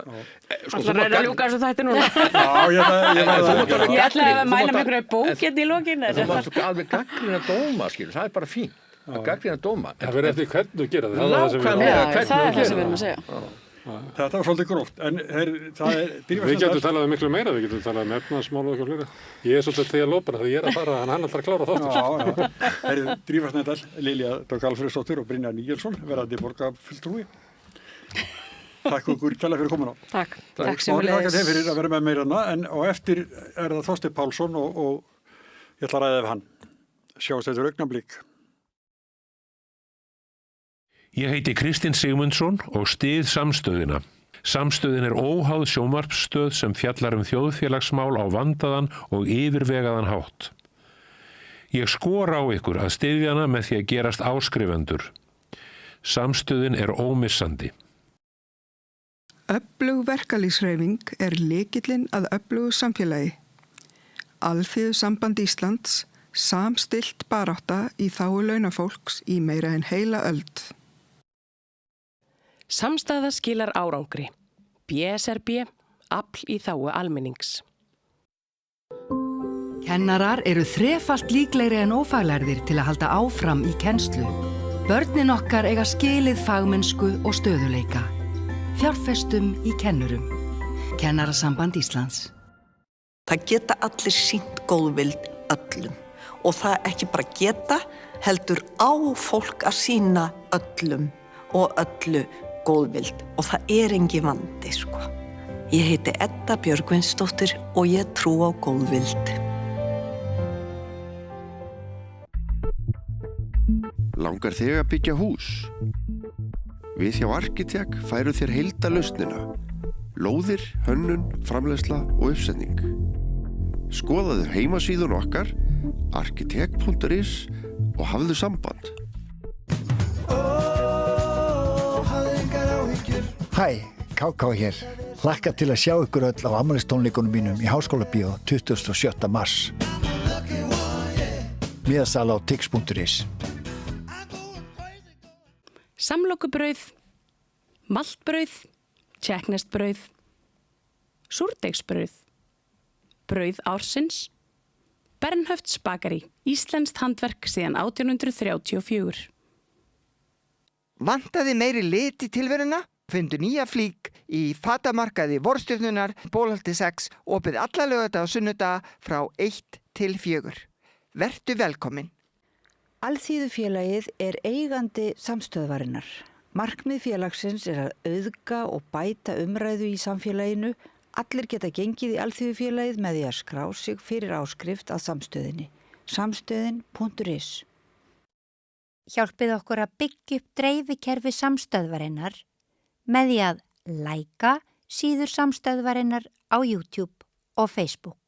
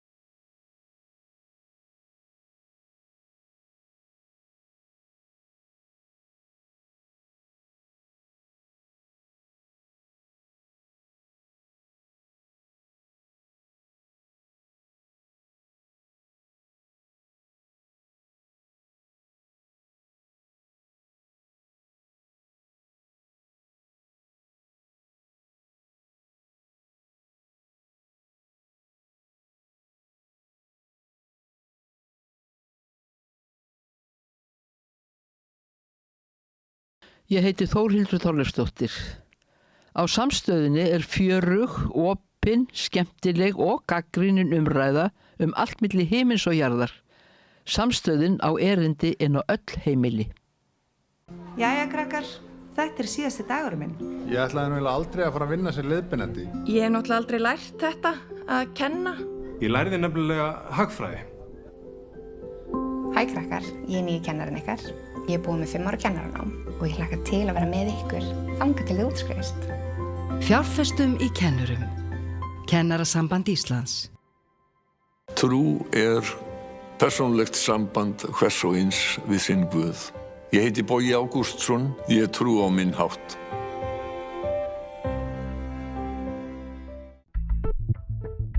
Langar þig að byggja hús? Við hjá Arkitek færum þér heildarlausnina. Lóðir, hönnun, framleiðsla og uppsetning. Skoðaðu heimasíðun okkar, arkitek.is og hafðu samband.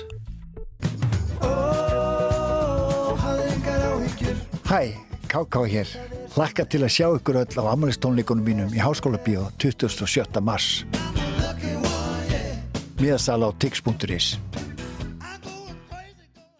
Samlokubrauð, maltbrauð, tékkneskt-brauð, súrdeigsbrauð, brauð ársins, Bernhöfts bakari, íslenskt handverk síðan 1834. Öflug verkalýðshreyfing er lykillinn að öflugu samfélagi. Alþýðusamband Íslands samstillt barátta í þágu launafólks í meira en heila öld. Samstaða skilar árangri. BSRB, afl í þágu almennings.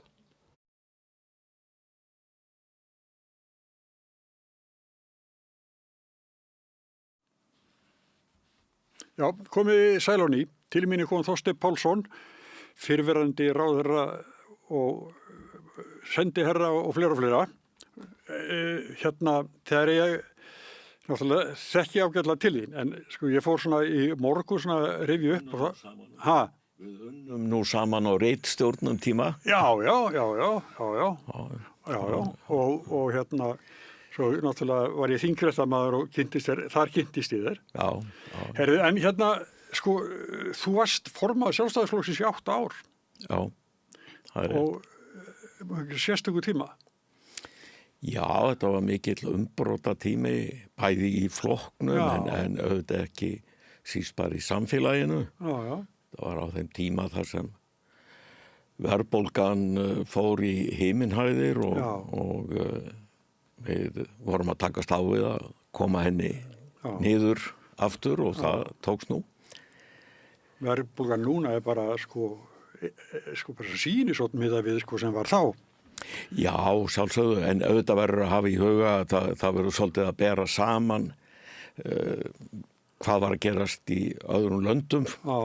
Verðbólgan var kannski 10-20% í grannlöndunum þegar hún var 80-100% hjá okkur. Já.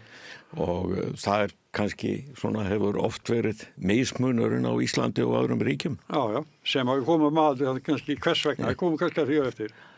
En þetta, sko, þú ert kosið formaður flokksins og ég nú rætti þetta við aður. En þú ert utan ríkisstjórnar. Já, fyrst til að byrja með. Ungur formaður. Já. Með ekki svo mikla reynslu þinginu. Já, nei, bara enga. Ég var bara kosin. Formaður í leið og ég kom inn á þingið. Já. Og þú þarft að hafa svolítið fyrir, sko, því það er nú Geir Hallgrímsson, það snýrir svolítið hann, sem var formaður undan þér. Já, það var auðvitað á fleti fyrir margir mjög reynslu miklir þingmenn sem höfðu setið lengi á þingi, sömur verið lengi ráðherrar og þannig að það var á margan hátt snúið að taka á þessu og leið voru svona ný viðfangsefni í pólitík og auðvitað líka svona nýjar áherslur sem yngri kynslóð manna og kvenna í pólitík var að koma fram með, ekki bara í okkar flokki, heldur líka í öðrum flokkum á þessum tíma. Já, en Geir náði ekki kjöri, sko, hann var utanþingsráðherra. Já, það er rétt. Já, en þetta ég skildi mjög vel að þetta er mjög erfið mál og hefur ábyggilega faldið þér vonbrigðum? Nei, ég svo sem viss alveg að hverju var að ganga. Já. Þannig að það voru engin vonbrigð og það var alveg ljóst að þetta voru flókin úrlausnarefni og flókið tafl. Já, en svo myndað þú ríkisstjórnandi með Steingrími og Jóni Baldvin. Já. Sem þá voru allan Steingrími búin að vera mun lengur en þú. Já. Og Jón Baldur kannski líka. Já, þeir voru auðvitað eldri og Steingrímur hafði auðvitað verið miklu lengur á þingi eldri en ég. Já. En það einhvern veginn, það samstarf gekk illa.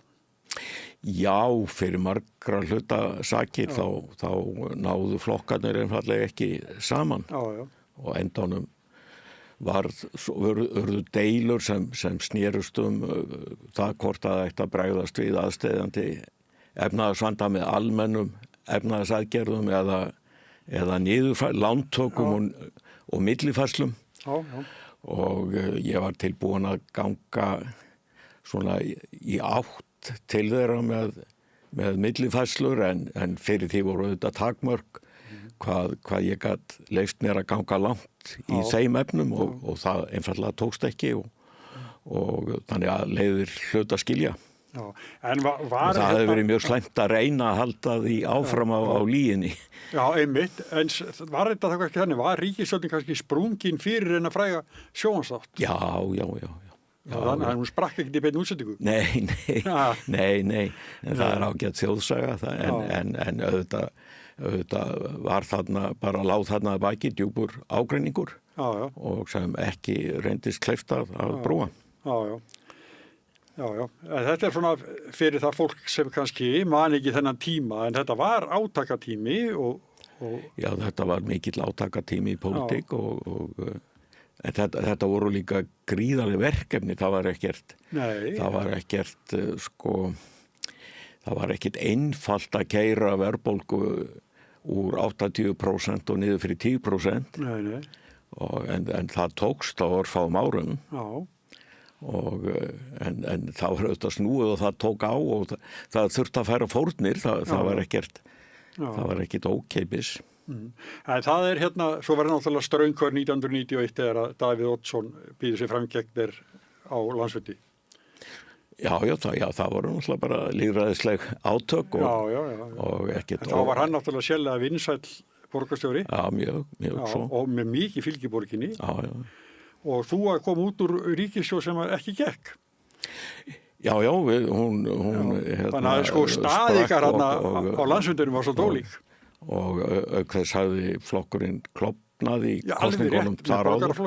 Þannig að það var, en okkur hafði samt tekist flokkurum var komin aftur með sitt fylgi og vel það í skoðanakonunum, þannig að okkur hafi tekist að vinda ofan af þeim erfiðleikum. En auðvitað eins og þú segir var þetta bakgrunnur sem var ekki auðveldur og bara ósköp eðlilegt að menn tækist á það bara í lýðræðislegri kosningu. En það munaði ekki svo mikið í það? Nei, það var eitthvað lítið en eitt atkvæði dugar til þess að ráða niðurstöðunni. En svo bara í nýlugu formannskjöri í Sjálfstæðisflokknum, það var eiginlega nýja sem ekki góð niðurstaða. Já, hún getur verið ég meina það hægt alltaf að spila úr svoleiðis niðurstöðum en sem við nú kannski ekki tekist. Það er ekkert endilega víst að einhver yfirbörðasigur sé dýjumönnum til lengdar.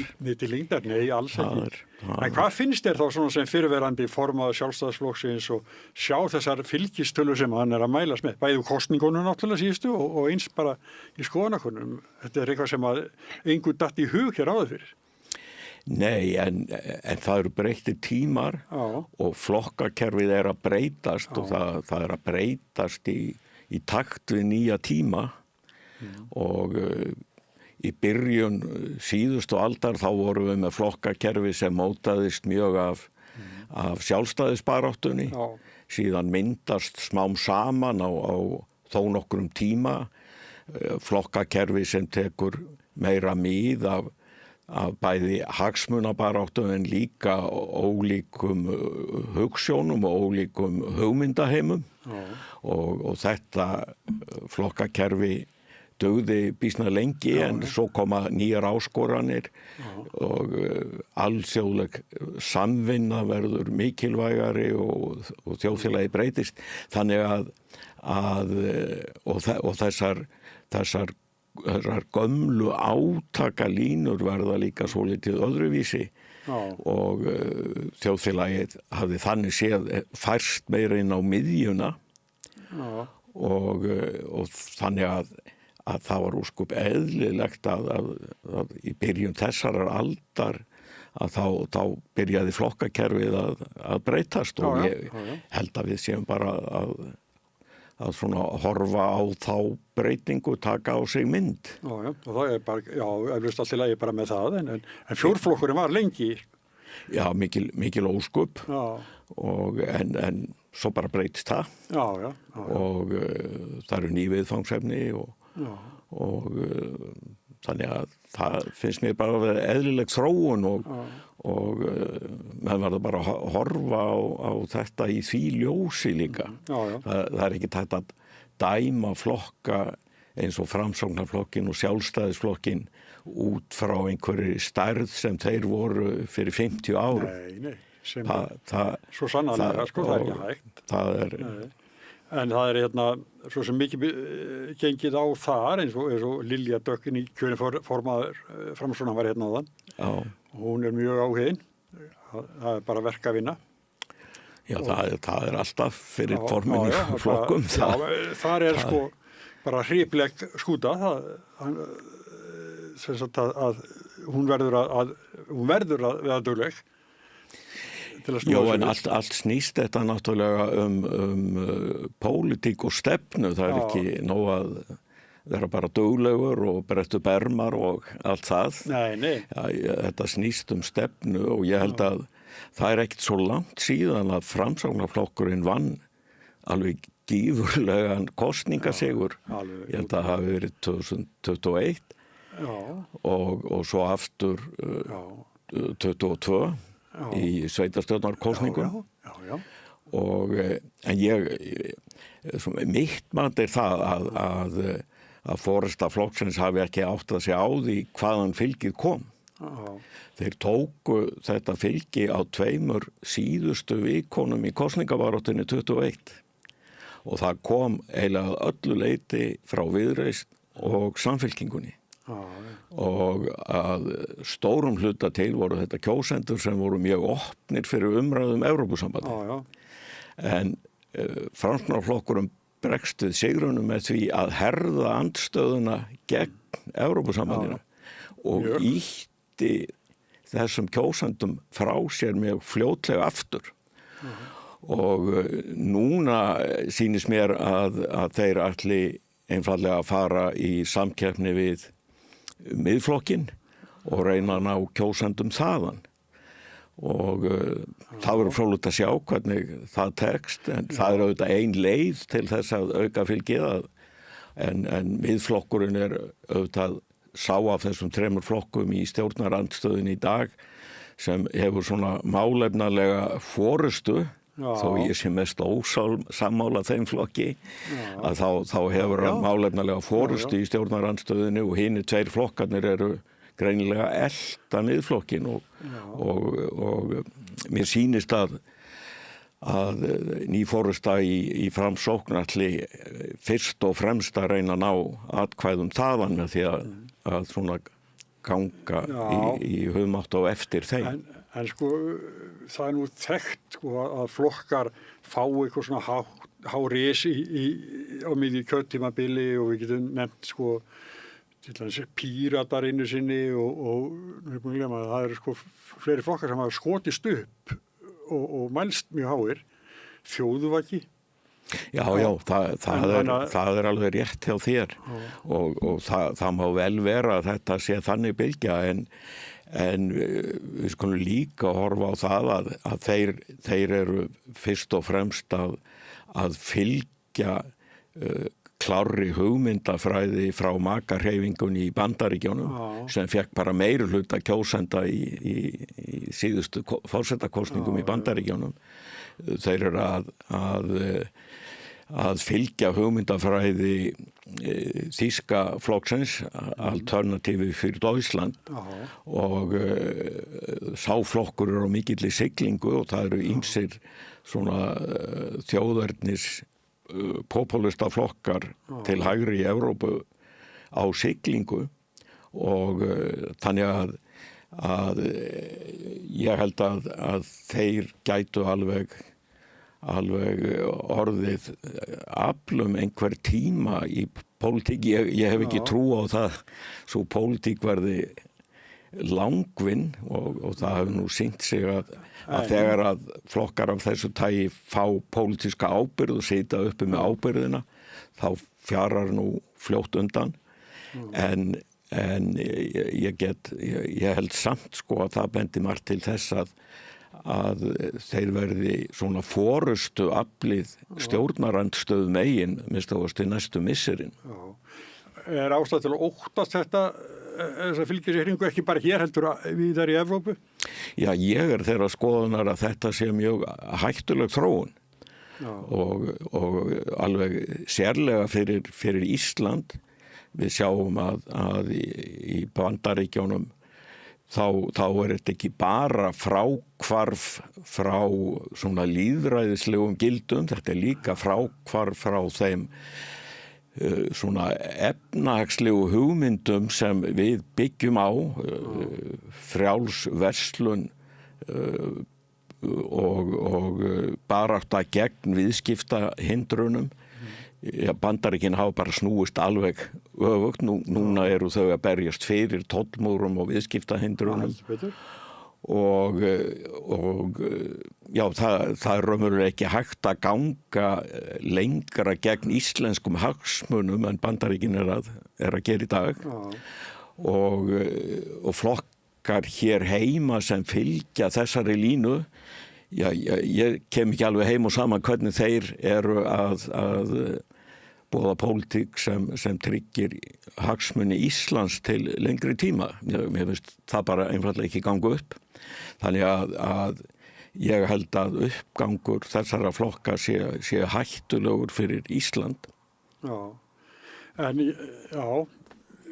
ég skal taka undir það. Þetta er öfgar, við sjáum bara til þess forseta Bandaríkjanna hvernig hann vinnur og það er ógn af honum. Já. Og það er eiginlega ekki hægt að flytja svo pólitík hér heima og segja við erum með vind í seglin af því að vindurinn kemur frá makarhefingunni í Bandaríkjánum og frá þjóðernis ofstækisflokkum í Þýskalandi. En við ætlum, svona hér heima ætlum við að vera miklu betri. Það ekki mjög trúarðug pólitík. Nei, en þegar mann tala flokka, ég glemdi að spyrja einu, svona, finnst þér sárt að hafa þurft að hætta í Sjálfstæðisflokknum? Að hann hafi ekki getað farið þá leið sem að þú fórst? Já,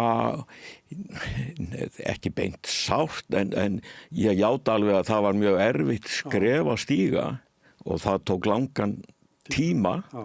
Ég bara viðurkenni það fúslega, en bara mér fannst það nauðsynlegt af því að ég var mjög og sannfærður að þær skoðanir sem ég var þá að tala fyrir varðandi alþjóðlegt samstarf Íslands og að verja íslenska hagsmuni bæði varðandi landvarnir en líka ekki síður efnahagsvarnir að það sé nauðsynlegt fyrir Ísland að stíga það skref og ég var það einhvern veginn að finna mínum skoðunum þar veg og það gat ekki gerst öðruvísi en með þessu móti. Og það voru auðvitað ýmsir sem við áttum samleið mörg í því efni. Ég var svo sem ekkert einn á báti í því. Ég var einnig að segja það, þarna var svo sem klopningur út úr Sjálfstæðisflokknum. Já, það má vissan hátt segja það, já. Ekki kannski í einni atriðinu en það svona. Já, það var svona þróun á lengri tíma. En þessuna finnst mér kannski orðið klopningur ekki rétt en þetta var af því að þetta var ekki gert þannig síðan til að koma höggi á Sjálfstæðisflokkin eða að það var bara fólk sem hafði þessa frjálslyndu skoðun og sem mér fannst að flokkurinn væri að loka sig af og raunverulega hverfa frá þeirri víðsýni sem hann hafði byggt fjöldafylgi sitt á í gegnum tíðina og þannig að það var nauðsynlegt að stíga þetta skref. En það náttúrulega staðreyndin náttúrulega svo að þú fyrrverandi formaður ert í Viðreisn og formaður Viðreisnar fyrrverandi varaformaður Sjálfstæðisflokksins, þannig að tengingin alveg augljós.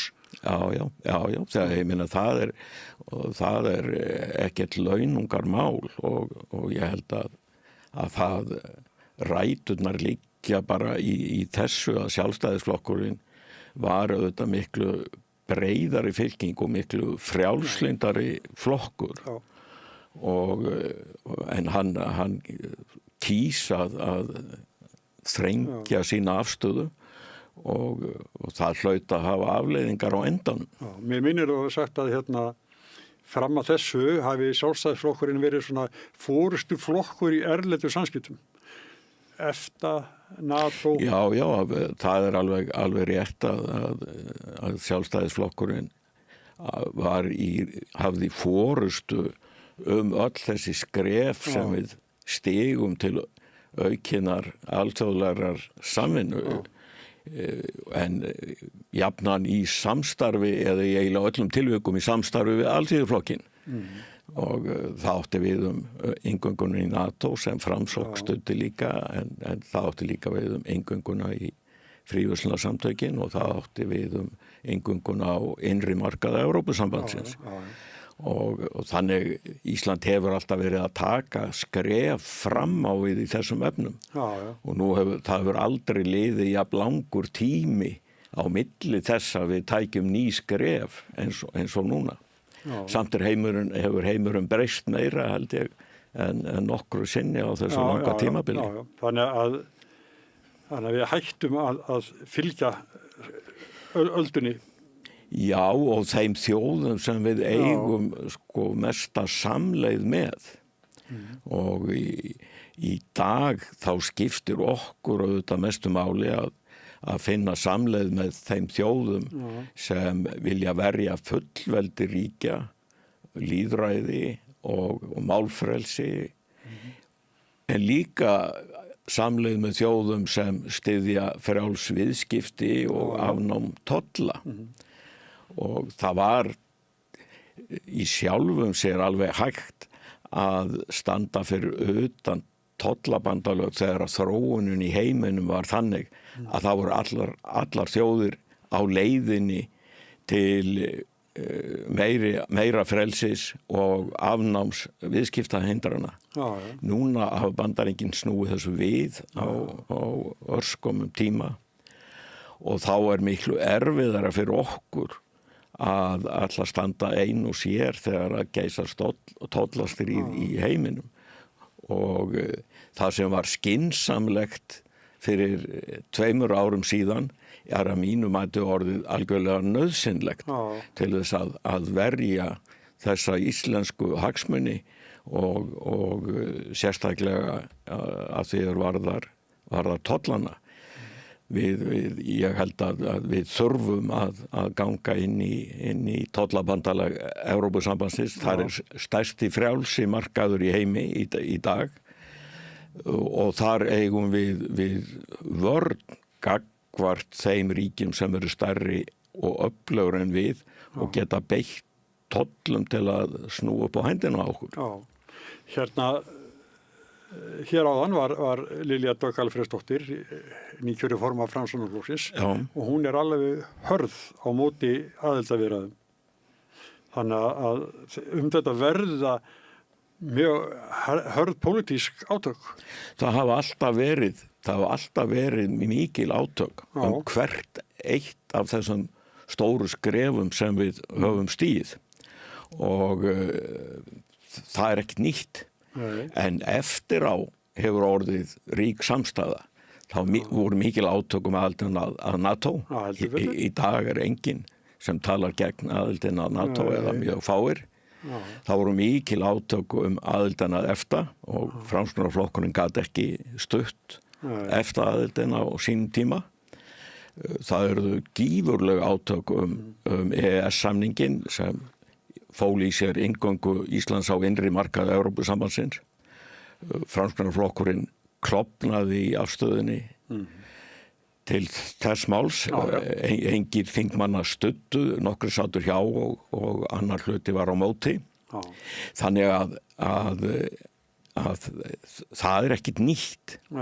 Og menn þurfa líka að hugsa það að ég hef heyrt því flest stundum það mikið að gera í efnahagsmálunum og við megum ekki vera að svona hlutum. Já, mikið rétt. En þetta, í fyrsta lagi verðum við nú að horfa á það að við erum að gera þetta til þess að styrkja íslenskan efnahag og til þess að styrkja íslenskt velferðarkerfi. Þegar að við gengum í NATO þá var hér gjaldeyriskreppa, það var gjaldeyrisþurrð og svo ríkisstjórn stóð fyrir einhverjum umfangsmestu gjaldeyrishöftum sem innleitt höfðu verið. Hún gekk í NATO á sama tíma. Þegar við gengum í EFTA þá var aflabrestur og útflutningstekjur hrundu helming. Þannig að það var ekkit smáræðis átak fyrir ríkisstjórn að takast á við þann vanda. En hún gekk inn í fríverslunarsamtökin á sama tíma og það var auðvitað þáttur í því að leysa þann vanda. Og þegar við gengum í evrópska efnahagssvæðið hafði verið samdráttur í þjóðarbúskapnum og miklir erfiðleikar sem ný ríkisstjórn þurfti að takast á við 1991. En hún lauk á sama tíma samningunum EES.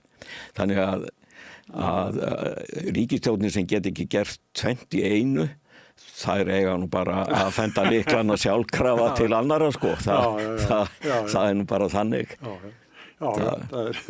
Verkefnin eru fleiri en svo. Sko. Það En núna stemt að þjóðaratkvæðagreiðslu og það hefur ekki alltaf mælst meirihluti fyrir. Var ekki eitthvað nýlega sem að fleiri vildu ekki? Er það vitleysið mér? Nei, ég held að það hefur nú verið frekar aukið fylgi þeirra sem vilja að við göngum inn, en þannig líka svolítið munur á, sumir eru tilbúinir að styðja það að við höldum áfram þessum viðræðum en hafa kannski aðra skoðun á því þegar að þeim lýkur og eru ekki að skuldbunda sig fyrirfram til þess að segja hvort að þeir styðji aðild þegar að samningur lýkur fyrir. Nei, svo normenn En aðalatriðið það að ég held að við séum bara stödd þar í dag að við verðum að tryggja okkar hagsmuni í víðtækara samstarfi. Við sjáum að allar aðrar þjóðir eru að gera það. Normenn eru að stórauka samstarf sitt við Evrópusambandið, bæði í varnarmálum og efnahagslega.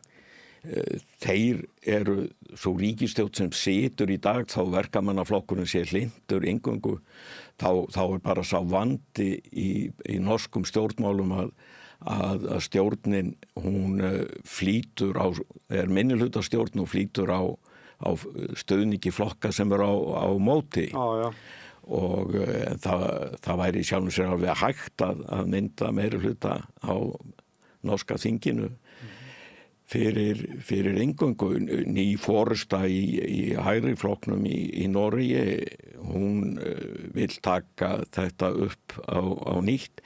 Við sjáum að atvinnurekendur í Noregi er að knýja á að ríkisstjórnin kanni það hvort Noregur komist inn í tollabandalagið á grundvelli EES-samningsins.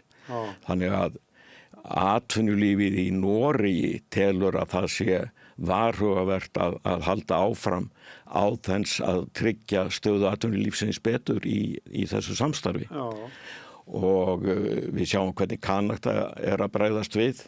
Það hefur gert samninga á sviði varnarmála við Evrópusambandið og er að auka viðskipta tengslin við Evrópusambandið.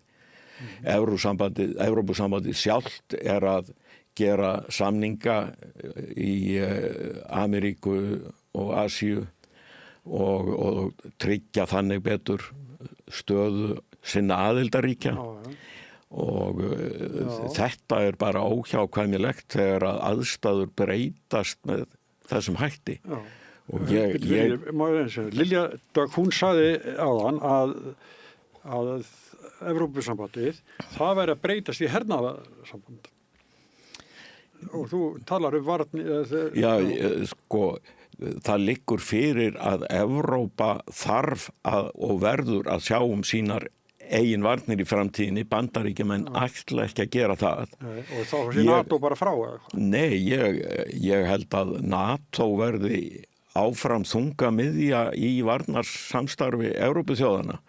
En Evrópusambandið hefur tekið ákveðna frumkvæði á ákveðnum þáttum, til að mynda það sem kallað fjölþáttaógnir, árásir á ýmsa innviði og þess áttar, sem ýmis grannlönd okkar hafa orðið fyrir, og ég held að mesta ógnin í dag fyrir Ísland, það eru ógnir af þessu tagi. Þannig að það er óhjákvæmilegt þess vegna að tengjast því starfi í Evrópu þar sem það forystan í því liggur. En ég held að NATO verði áfram svona þungamiðjan fyrirsjáanlega framtíð í varnarsamstarfi Evrópuríkjana. En aðalatrið er hitt varðandi af því að það eru efnahagsmálin sem skipta okkur meira máli í dag þegar að heimurinn bara breytist frá því að vera á leiðinni í síaukið viðskiptafrelsi yfir í tollmúrastríð, að þá verða menn að verja sig og við höfum á þessu sviði staðið með og verið í bandalagi með þeim þjóðum sem vilja frjáls viðskipti. Og ég tel að ef við stígum ekki nýtt skref núna, þá erum við að breytum stefnu ef við aðhöfumst ekkert til að tryggja okkar stöðu og tryggja að við getum haldið áfram sem víðtækustum viðskiptum á frjálsum grundvelli. þá erum við að skipta utanríkispólitík til þess að halda áfram óbreyttri utanríkispólitík verðum við að stíga þetta skref. Já. Hvað ertu bjartsýnn þetta? Heldur að það komi jafnvel á þessu ári frumvarp áframhald viðræðna? Já, það er búið að boða að það verði lögð fram þingsályktunartillaga. Ég veit auðvitað ekki dagsetninguna á henni, en þetta er verkefni sem þarf að takast á við og þegar að hlutir breytast svona hratt, já, þá þurfa menn að bregðast hratt við. Hversu bjartsýnn ég hef trú á því að þjóðin skynji það að það þarf að bregðast við. Það eru nýjar aðstæður og það væri ábyrgðarlaust að bregðast ekki við.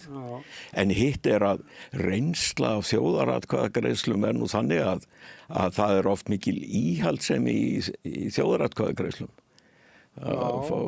Kjósendur eru oft hikandi við að stíga ný skref og það er svona, held ég, tilhneiging sem menn hafa séð erlendis, en hvort það muni virka í þessu samhengi, það veit ég ekki.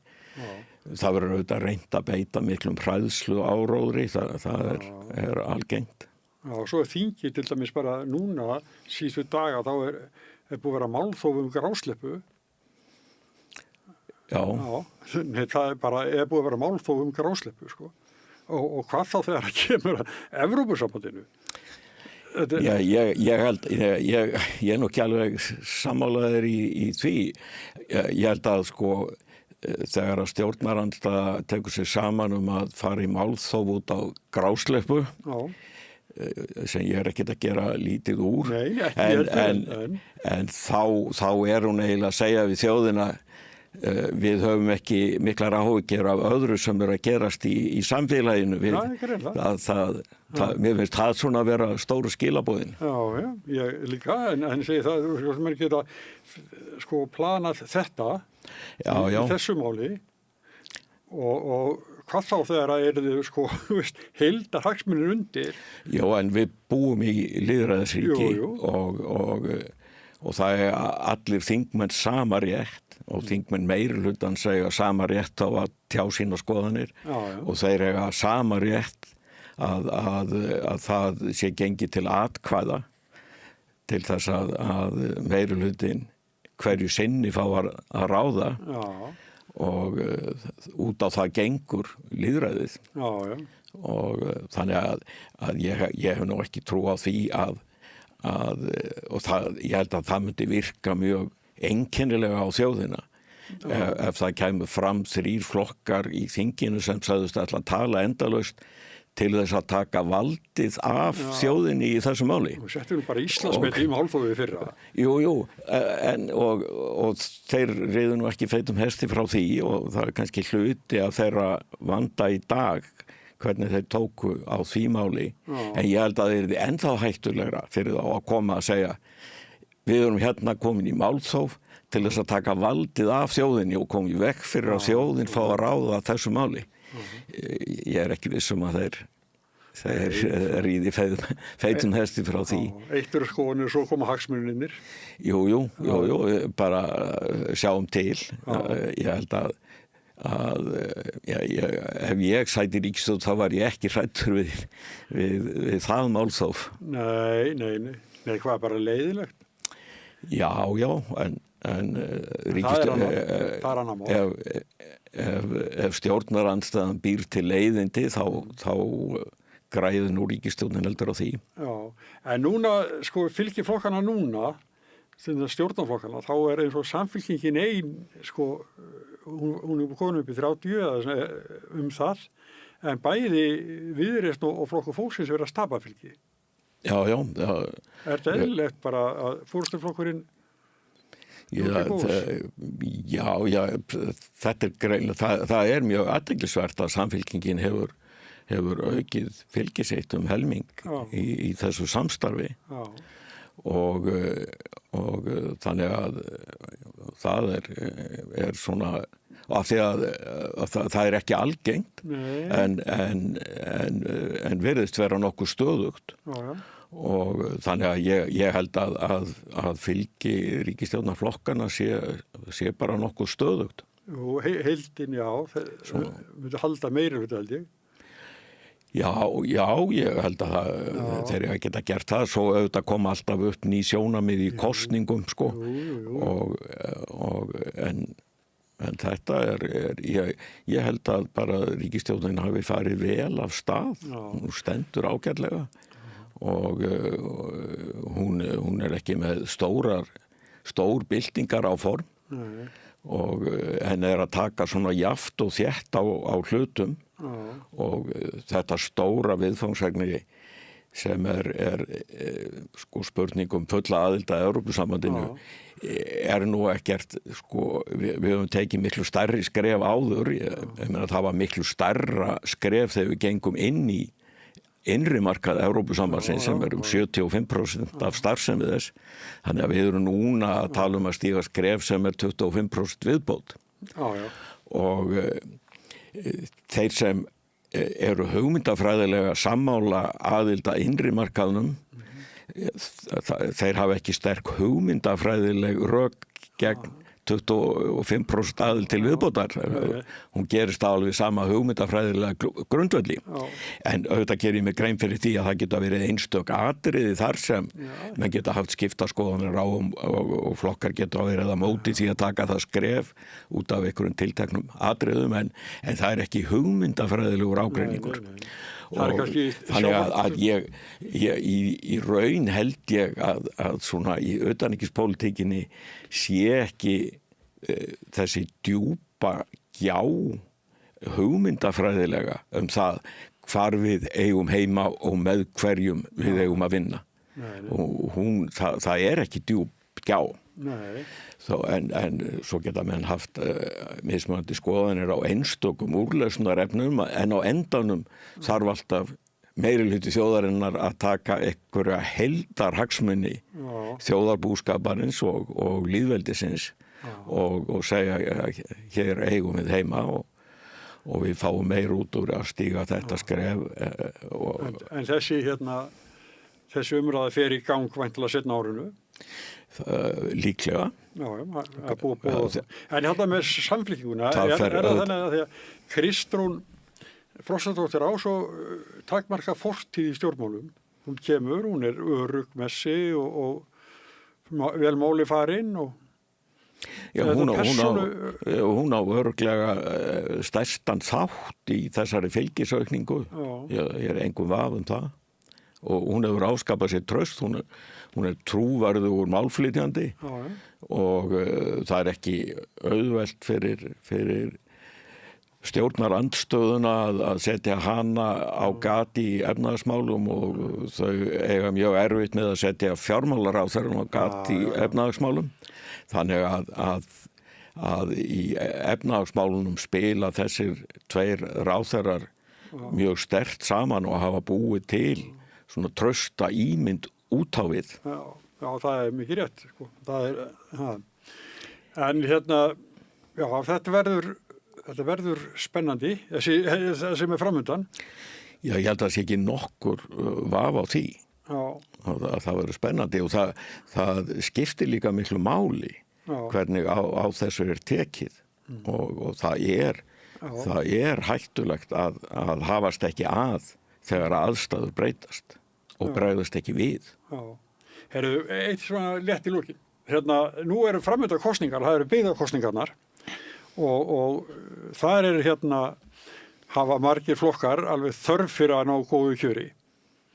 Já, allir flokkar. Já, sjálfstæðisflokkurinn er búin að vera svona á niðurleið og þau eru búin að tala svona þrýndislega borgina. Lakka til að fara að laga til í ráðhúsinu og svona, sko, þeir eru svona. Og Brynjar Níelsson, hann sagði á að hann reiknaði með að vera í 3. eða 4. sæti á listanum. Þannig að það er svona, þetta er að byrja. En þetta ég held að sko flokkur sem er í niðursveiflu, að hann hafi mikla þörf fyrir að fá svona innspýtingu. Já, jú, en þeir hafa, það nú mjög athyglisvert að Sjálfstæðisflokkurinn hefur komið miklu betur út úr skoðanakönnunum í Reykjavík, úr borg eða borgarpólitíkinni heldur en í þinginu og þannig að það er svona, það verðist vera einhver munur á afstöðu til flokksins eftir því hvort að að ræða landsmálapólitíkina eða borgarpólitíkina. Já, það er svo langt síðan þeir voru í meirihluta í borginni. Já, það gerist svo sem ekki, þeir fá ekki hreinan meirihluta. Nei, þeir voru síðast mástu þegar Hanna Birna var borgarstjóri. En það er spurning hvort að þeir getu komið sér inn í samstarfi við aðra flokka.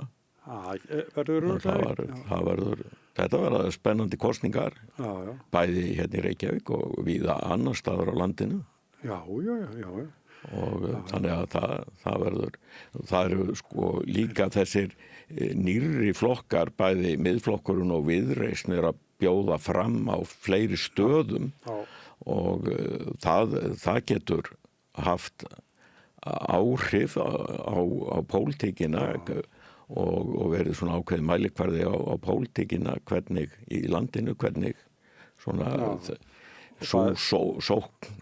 hvernig þeir sókreiðir af og þannig að það eru ýmsar breytingar að eiga sér stað og þær koma líka fram í byggðapólitíkinni. Herri, þú sagðir hérna upp að við unnum saman á ritstjórn. Já, það var skemmtilegur tími, stuttur og skemmtilegur. Þetta var í Skaftahliðinni, það var allt skemmtilegt þar. Þetta var ævintýri, sko. En hérna, staða fjölmiðla í dag er allt önnur. Já, mikið áhugjefni. Já, þú náttúrulega ungur maður varstu ritstjóri Vísis. Já. Og svo lengur setna Fréttablaðsins. Já. Þannig en þetta þá hafði nú orðið mikið breyting. Byrjaði að skrifa pólitík í Morgunblaðið. Já. Þannig að þú er búin að vera, sko, ertu ennþá titlað blaðamaður kannski? Ég held það. Já, allavega hef ég ekki breytt því. Nei. Okkur finnst það svolítið flott hérna að það er upplýstist að þú var titlað blaðamaður í Símaskránni. Já. Ég bara, það var mitt fyrsta starf og þess vegna fór það í Símaskrána og mér finnst þú vantum það starfseti, sko. Mér líka. Já, eins og dæmi svona. Herði, en þetta er ótrúlega breyting og óþægileg. Já, af því að það er mikil þörf á öflugri blaðamennsku og fréttamennsku og eiginlega sjaldan verið meiri þörf. Upplýsingaóreiðan, hraðinn á öllum ákvörðunum, allt kallar þetta á vandaðri fréttamennsku. Og Ríkisútvarpið hjá okkur er ekki að sinna þessu hlutverki sínu af nægjanlegu metnaði, finnst mér. Og það er mikið tómarúm. Og það sem kannski veldur manni mestum áhyggjum að menn sjá engar aðrar lausnir en einhverja ríkistyrki. Það er ekki eðlilegt að það skuli ekki vera grundvöllur fyrir útgáfu blaða eða annara miðla, nú blöð heyra nú tæknilega náttúrulega svona kannski fortíðinni til en að það skuli ekki vera almennilegur grundvöllur fyrir starfrækslu annars konar miðla á frjálsum grundvöldi. Það er áhyggjuefni og mér finnst það með þyrftu líka að skoða svona dýpra hvaða leiðir getur verið færar í þeim efnum, ekki bara ríkistyrkina og ég er ekkert að tala gegn þeim en þeir leysa aldrei þennan vanda að fullu. Já, en það er svo sem fordæmin eru nú á Norðurlöndum fyrir. Já, það er alveg rétt og ég er ekki að tala gegn því að en aðalega held ég að það þyrfti að hugsa Ríkisútvarpið svolítið bara frá grunni og ekki svona sem einhverja áratuga arfleið heldur hvernig myndum við búa til Ríkisútvarp og til hvers myndum við vilja hafa Ríkisútvarp ef við værum bara að setja það á fót í dag. En mér finnst svona vanta þá hugsun inn í umræðuna og svo finnst mér að menn þyrftu að huglega betur, ég hef ekki patentlausnina á því, er einhverjar leiðir til þess að gera rekstur fjölmiðla, bæði stóra og smarra, ég meina litlir fjölmiðlar eins og ykkar hér, þeir geta haft gífurlega mikið gildi og hafa og það þarf að huga svolítið af því að þeir hafi einhverja leiðir til þess að starfa eðlilega og að þessu þarf að hyggja. Já. En það er hérna Gunnar Smári bróðir minn, hann er búinn að lesa í það sem að Logi Einarsson með á borðinu hjá sér. Já. Og þá sé sem sagt samstöðin útilokkuð frá ríkisstyrkjum. Veistu út af hverju? Nei. Nei, að því að það ég er að skrifa mál til að auka lestur. Já. En, já, ég nú þekki ég þetta ekki. Nei, ekki, ég bara segi það að bæði þessi stöð og aðrar stöðvar sem hafa af svipuðu tagi sem hafa verið starfræktar hér og lagst af í ýmsum ástæðum, þær hafa haft heilmikið gildi og ég held að menn megi ekki loka augunum fyrir því.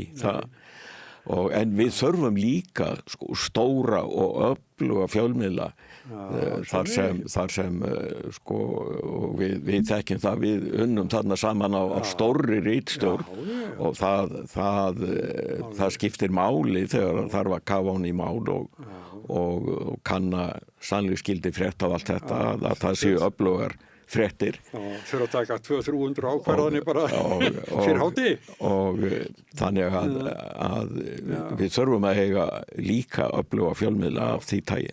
Já, en það er bara, eina dagblaðið er bara ekki þar. Það er bara verið því.